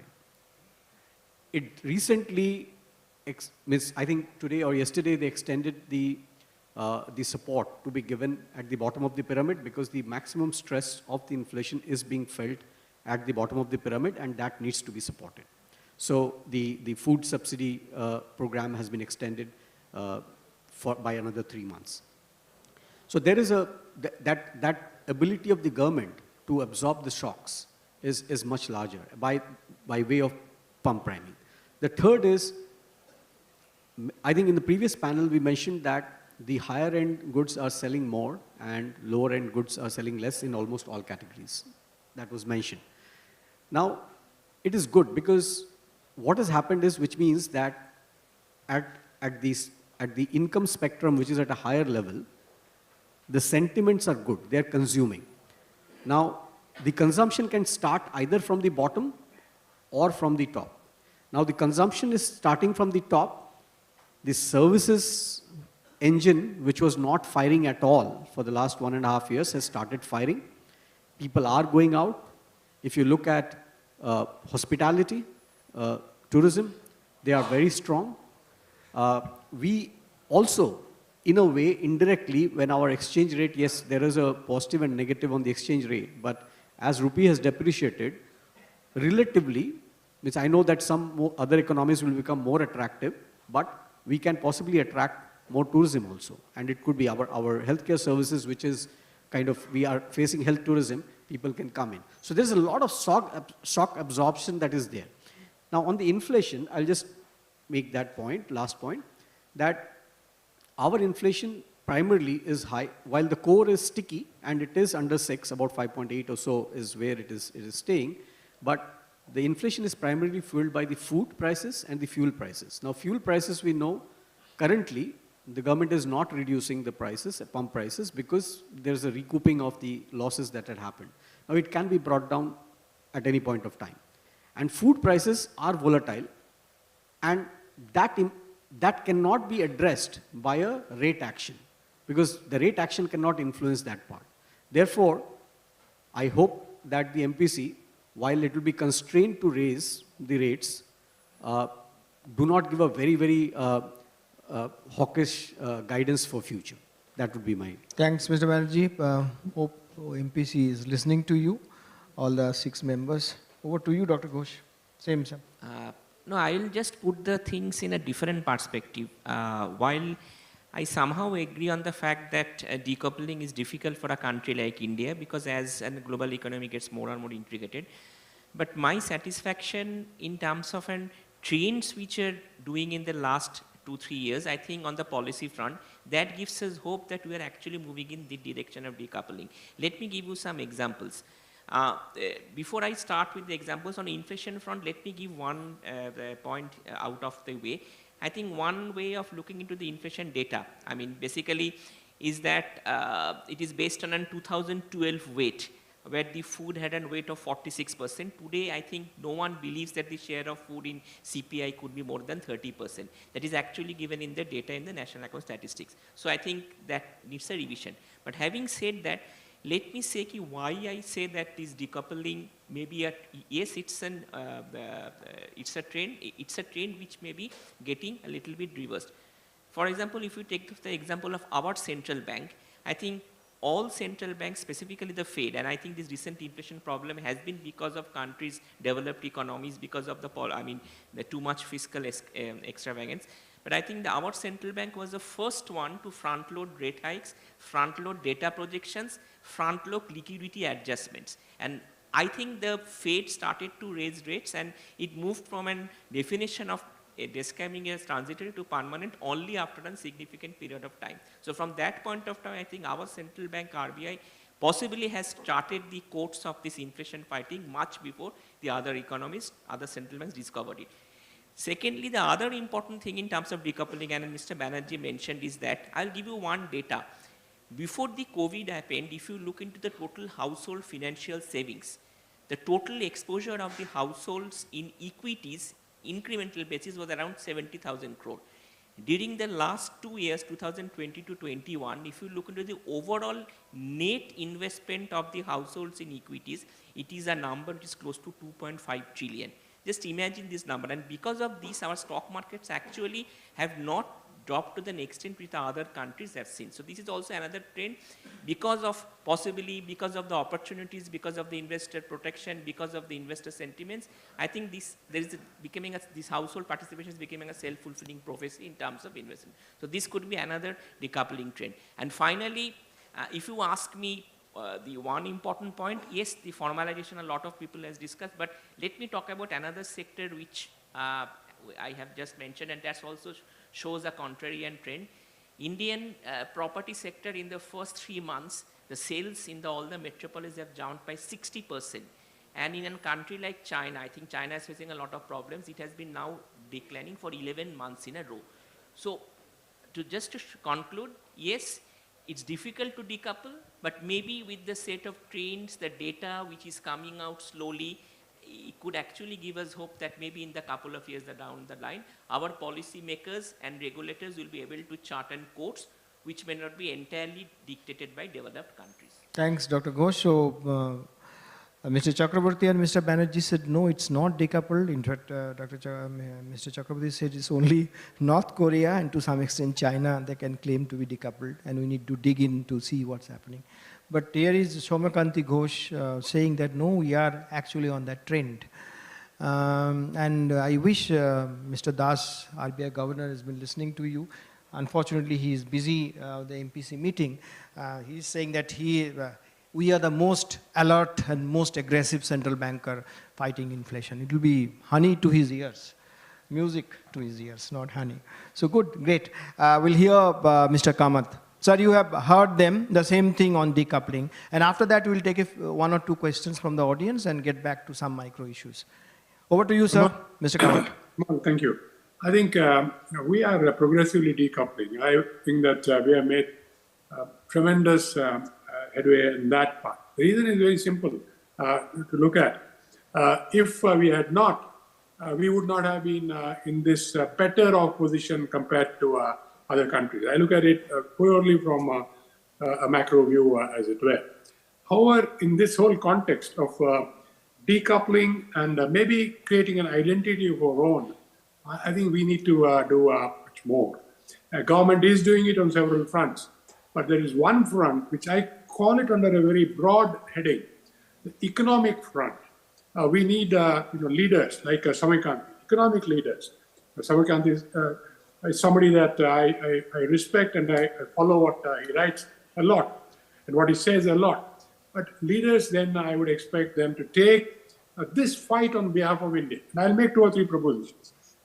For example, I heard this interesting comment that he made, absolutely spot on, the index weighting in terms of food. And this is something that for 20 years it used to be the mix of industrial, what were the components there. I think that got addressed. Then some weights got reset. But if food again is causing such a distortion, aren't these things primary things that we should address so that we not only communicate to the public, but take correct policy decisions based on this? And B, we are then also communicating to the West in an appropriate manner, because a whole lot of things finally is we have to, in a broad way, look at what was laid down economic policy. There I have an issue again where India has to take the leadership, because it is us who will actually otherwise suffer. And that is, again, Samarkand is doing, I think, taking forward as we go along with this, not in this session, going forward in the next 2-3 years. Is economic policy, is the economic theory written over 100 years back appropriate in today's context? Let me pick a small part, one single part. We talked about the index and the weightage. So you see what is happening in our own context, inflation and interest rate. Having said that, let's go on to another issue there. We have a situation where the West is running double-digit inflation, and except for the US now, very quick rate increases, others are pretty content to sit where they are and let maybe the markets adjust some of the rates, but not really concrete rate action on the part of these countries. And then the expectation is that if you don't do it, if India don't do it, the rating agency is going to get after you, XYZ is going to get after you, which means there's a whole lot of adverse pressure that comes on you. My point is that we need to articulate what exactly is happening in our country, and how the steps taken by the government, the Reserve Bank of India, the whole equilibrium itself is probably getting us to figure out what is happening now is different from 100 years back, and what steps we need to take. So I'll ask one question in this context, not the panel, but in a wider context to the community. Rate increase to combat inflation. I want to understand how, if our impact of inflation, I heard that it is food-led, how will a rate increase impact inflation? And today, where you have got a very large borrowing class of people in India, which wasn't the situation 10 years back, what would a rate increase happen on that? Has anybody run the numbers? I have not seen anybody run it. What I'm giving only propositions. I'm not reaching any conclusions. Maybe I'm completely wrong. But there is a huge opportunity to do what I call classical work, new work, led by thought leaders like Samarkand, who are in this field, a band of economists who come about and analyze what's happening in India, an Indian point of view, and feed it into the outside market. Because I firmly believe 100-year-old theory is redundant, particularly when you're playing footloose with that theory as far as it suits you in the West. 10% inflation doesn't matter. I'll still keep my interest rate low. I will not increase my policy rate. This, then is preaching to us. So we need to be able to stand up to that preaching and say what we have to say in our context. That will then lead us to a much stronger position to actually defend the rating that India should get. Otherwise, this rating that we are getting is always stacked around us. I will use the word, it is rigged. So it is rigged to be against us. And who can undo this? We. And we have to be forceful. We have to marshal our facts and present it. And I would think that it's not the government and the central bank which need to create this environment. It is our thought leaders, our economists who need to come out with this. And lay people will then support it, but the thought leaders have to take. One other part I want to put in this context here is the whole, again, new thought in terms of this new, is the whole employment scenario. Again, the whole definition of organized and unorganized is already gone through, I would say, a metamorphosis change. Are we capturing this new, in the numbers that we're looking at? So one phrase we commonly hear is gig economy. The gig economy is organized or unorganized? How is it accounted for? And I'm not asking for any answers. I'm just saying, plus, if there are these new startups in the digital economy who are coming forth at pace, and of course, we hear a number, 75,000 companies have come in. I broadly work out, say, 20 people per company, 1.5 million. And if you look at what we learned during the white-collar revolution of the IT industry, for every job created, 5 other jobs were created. 5 other jobs clearly in the unorganized sector, not in the organized sector. I believe a similar thing is happening now. 1.5 million jobs have been created maybe in the digital economy directly, plus minus. I am not quibbling with numbers, maybe lower, maybe higher. And X number of jobs per job created is the indirect employment, unorganized, I believe, which means then you're talking of another a huge number of jobs, 7.5 million.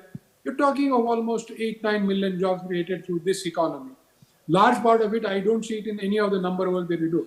But clearly it is accounting to economic momentum in the country and a whole lot of things. People are buying stuff, people are paying taxes on that and so on and so forth. So second proposition that I want to leave in terms of economic thought leadership as we decouple is to get into this whole definition of employment. So interest rate and theory around it, our index reweighting and theory around it, what's happening in an Indian context, and then the whole employment equation, so that we can take informed decisions and present those decisions as appropriate to the world. I am not reaching any conclusions. I am saying thought leaders should take it forward. Thank you. Thank you, Mr. Kamath. So he is urging us, the policymakers and everybody else, to look at things in a different way, through a different prism, through a new approach. Because food is 50% plus of inflation, so why should there be rate hike? Similarly, the employment scenario also, he says that we need to look at it through a different lens. So any question anybody has here? If anybody has any question, yeah. Sir, please make it very, very brief. Sir. And to whom you are asking? Use the mic, sir. Yeah. Sir, it's a very simple question. It's a common man's question. Our foreign exchange reserve has reduced to the extent of 100 billion from the top. It was 642, and last Friday it was 550, and today probably it will be 545. Okay. So we have lost 100 billion. You have said China has lost 150 billion, but China's foreign exchange reserve is more than 3,000 billion. That means 3 trillion. So if you compare the percentage, we have lost more. That is not my question. My question is that, is these reductions is a matter of great concern, great concern, or it is a matter to note only?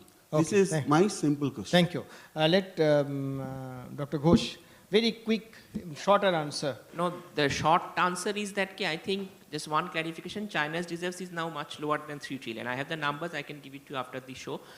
The second thing is that, no, I don't think that's a matter of concern, because our import cover is still at 9 months, even though it has come down from 11.5 to 12 months.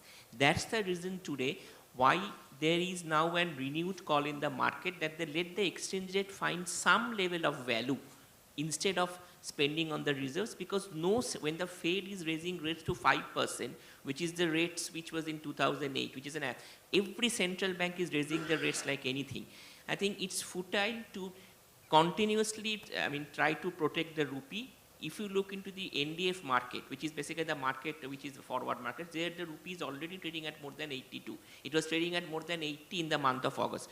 So my sense is that, yes, it's not a concern, but at the same time, we should allow the rupee to find some sort of a value in this point. Today, actually, the rupee has appreciated in the morning. And I'm sure that given our macro fundamentals, the episodes show that whenever there is a rupee depreciation, the rupee also strongly bounces back. 2013, rupee dropped to 69, it bounced back to 58. So we need to wait and watch through this period. Thank you. Thank you, Dr. Ghosh. Any other question? Any other brief question anybody has? Others will shift. Looks like, no, they are very happy. So give them a big hand. Okay. Now, we have about 9 minutes left. Mr. Kamath, to start with you, very brief, sir, 1 minute probably. If I ask you, you are very bullish, you have asked us, the policymakers, to approach things in a different way. But if I ask you to list the 3-4 key challenges in the next 25 years that Amrit Kal was looking for to a global leader, just a minute or so, if you can tell us. 1.5 minute max. Kamal, I'll just correct when I actually not asking. Because we have been hearing a lot of optimism. We are doing this. We are capable of doing this. But tell us, warn us about the challenges. Yeah, 3-4 key challenges. Thank you. I'll just preface it with one thing. We said policymakers to do things. No, policymakers, I think, have done the best job that they could have done. It is, I think, economic thought leaders. Soumya Kanti is, to me, an epitome. 4 or 5 people have to come across and put up a different, I call it the presentation of facts, so that not only our policymakers, while wide world, and people who then evaluate us like rating agencies have a better perspective. Now, 3 or 4 things that could go wrong. I think ultimately life has taught us that it is execution. I say that is the opportunity. The runway is very long. There are all the other resources, people are aligned and so on. I would think the key risk that we will need to look at is what are the implementation issues that we can go wrong. So we need to make sure that when policy is set, then there is no disturbance to that policy. Contracts are made, then there is, those contracts are not jeopardized.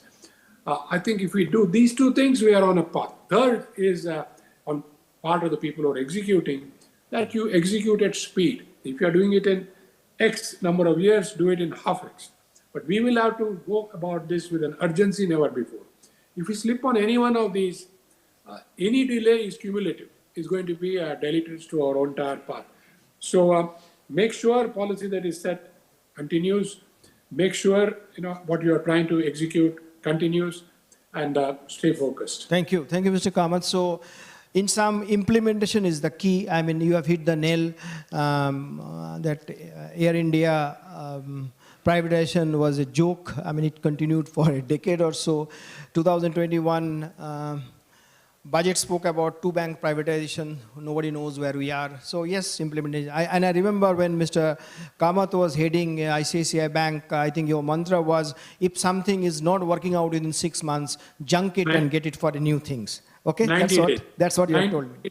90 days. Yes. So, Banerjee, just very briefly, you are talking about consumption and all, but anecdotally we hear that consumption is only limited to the upper end. In this past 2 years, when you showed our resilience and all, the rich Indians have become much, much richer. It's not percolating down. I mean, not only to rural India, even in metros and all. So you spoke about consumption story. Tell me, is there the right connection? We hear that, like last week I got a text message from a friend, both husband and wife going for new cars. They're junking their old cars. If you go to any of those white goods stores, they'll see that TVs are not sold for 30,000, 40,000 anymore. People are going for 1 lakh plus. So these are the cream de la creme of the society. They are getting more, but it's not going down. Very brief answer. Yeah, so I think it's right that the inequality, or at least there is an asymmetry of wealth distribution that is happening. And in this scenario only, where the government needs to step up to boost the consumption at the bottom of the pyramid. Now, it is not that there is no consumption at the bottom of the pyramid that is happening. Shoma Gandhi just mentioned that the real estate activity has picked up significantly. Now, when that picks up, there will be construction also needed. I know there is an inventory story around that, but there will be some construction that will pick up. If government is spending so much on capex, there will be construction that will pick up. If services sector is opening up, if the creme de la creme are going and traveling, then the contract services are bound to pick up. So it's a matter of, I think there is a stress, and there will be inequality because the wealth creation is happening in some pockets, but it doesn't mean that the consumption is happening only at that level. Okay. There will be a lagged effect, but we will see the consumption coming. So lag effect, we will see consumption spread across. Dr. Ghosh, tell us, we spoke about success of PLI, productivity in schemes. We spoke about, we did not speak, but Make in India. So everything, but where are the jobs? Can you tell us? Very briefly, because you seem to be, full of data. So tell us, where is job creation? Very brief, 1 minute. Okay, see, in terms of job creation, I think I'll still maintain that India is a country which is characterized by more of underemployment, because you don't find the people for the proper jobs. And that has been accentuated more after COVID. Yes, job creation in the Indian sector continues to be a challenge, but there are data. I think the moot point is that, and as Mr. Kamath highlighted, I think there is not enough data to buttress the points that how much job we are creating. Maybe it's inadequate, maybe it's grossly inadequate, or maybe we just adequate. So I think we need to have a proper perspective of that, but I still maintain that for Indian case, underemployment is the key rather than the unemployment. Thank you. Mr. Chakraborty, I'm asking you because there are corporate India is present here. Can you tell us that we are expecting, or another rate hike is staring at us. We don't know what would be, is it 35, 50 or 60, we don't know. But is this rising rate, and probably we don't know what is the terminal rate, will it be 6.25 or 6.5, because US has been talking about prolonged rate hikes and all. So is it a disadvantage for the corporate India for investment? Does interest rate play a key role?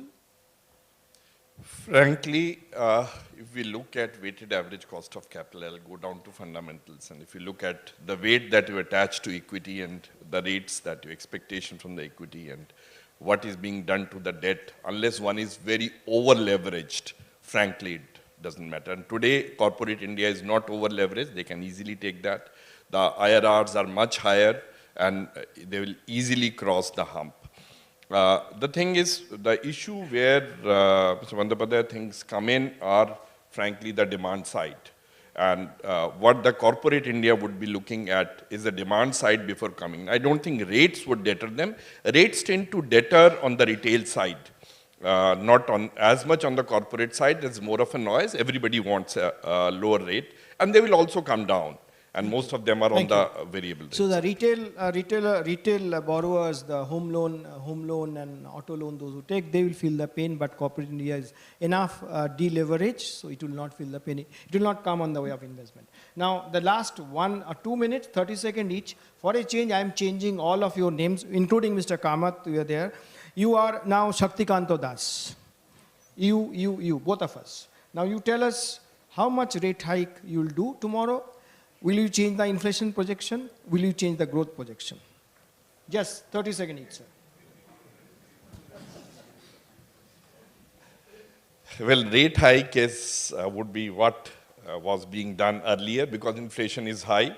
About projections, I don't think I'll do crystal ball gazing. On the growth projection, I'd be looking at somewhere between 6.5 to 7% for this year. 6.5 also. And rate? To 7% no, for rate, the growth. How much rate? I will, as I said, that since inflation is still high, the rate hike as was done previously, I think one would be looking at that. But he will not say, this is the bureaucrat. He will not say 50. He said previously. First of all, he was aging. You should have been a diplomat, boss. Dr. Ghosh. I think Quick, given the 30 seconds. 50 is now the new normal, so possibly tomorrow 50 basis point rate hike. Inflation projections, I think the central bank will not want to lower its guard, even though it's on the higher side, I think 6.7%. And growth, it may actually lower a little bit to 7%. Banerjee, 30 seconds. Yeah, I think given the gap between the US 10-year and India 10-year yield has narrowed, so constrained to raise by 50 basis point. It's a constraint, would not have liked to increase.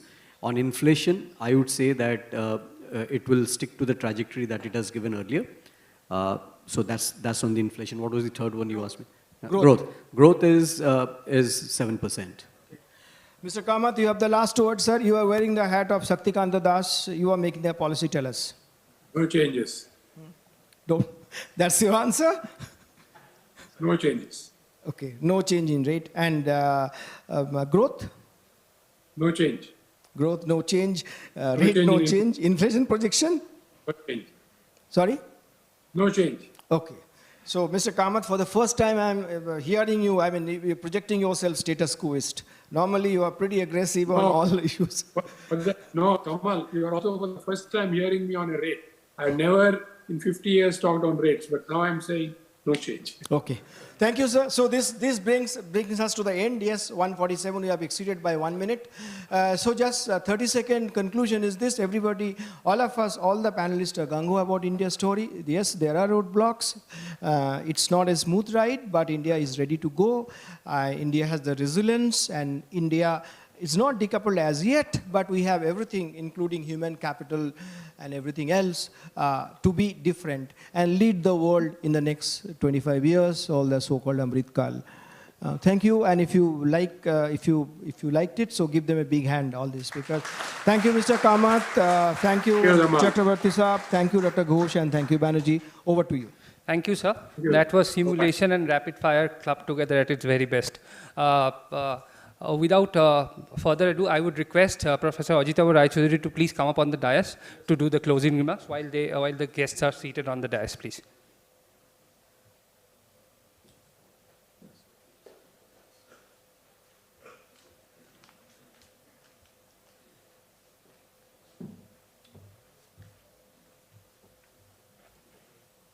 Well, it's a great pleasure for the Economic Affairs Committee. They organize this economic conclave, and as chair of this committee, it's always a pleasure for me to see all of you here.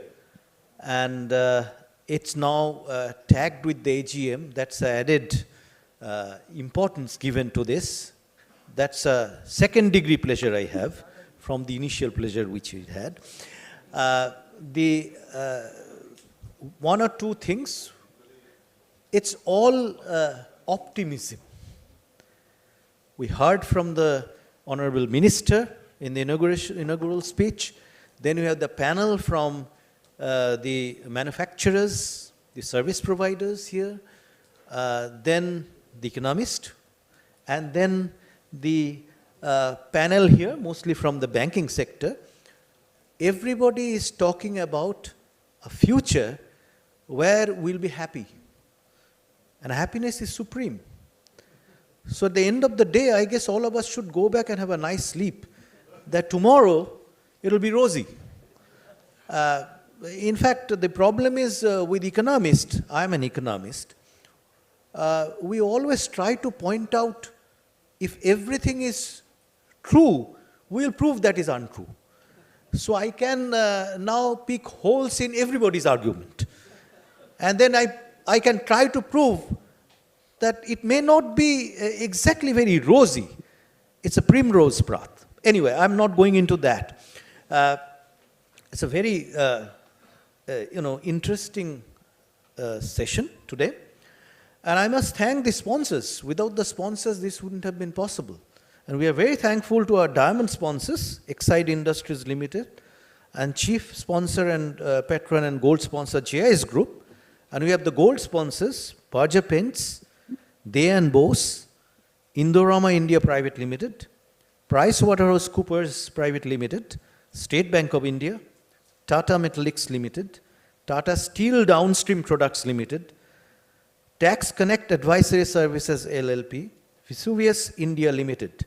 And as industry support, we have Swachh Environment Limited and Calcutta Tea Traders Association. We express our heartfelt thanks to all of them, all the sponsors, without whom this event wouldn't have been successful. And I again express my thanks to all the panelists who have come, the speakers, and all the participants here, without whom this program would have been successful. Thank you very much. Thank you. Thank you, sir. I would request President Mr. Abraham Stefanos to please come up on the dais and do the honors and give the mementos to the panelist and the moderator.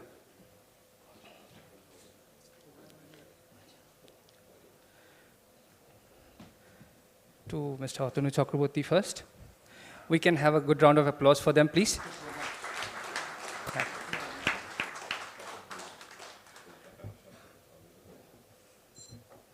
Dr. Ghosh.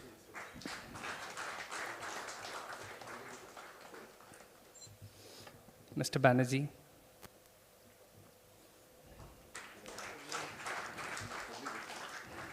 And finally, to our very own Mr. Bandyopadhyay. Well, that was a panel, as they... Yeah. This panel, as they say, it was a Galactico panel, representative from the global consulting major, an iconic banker, largest commercial bank in India, largest private bank in India. You name it, you have it all. So one more big round of applause to end the day's proceedings. Thank you. We are now serving lunch upstairs for the participants who have joined us for the India Economic Conclave. And with this, we conclude the 5th edition of our India Economic Conclave. We will quickly move on to the business session of our AGM. For that, the members and the managing committee members are requested to stay back, and the rest can proceed towards lunch.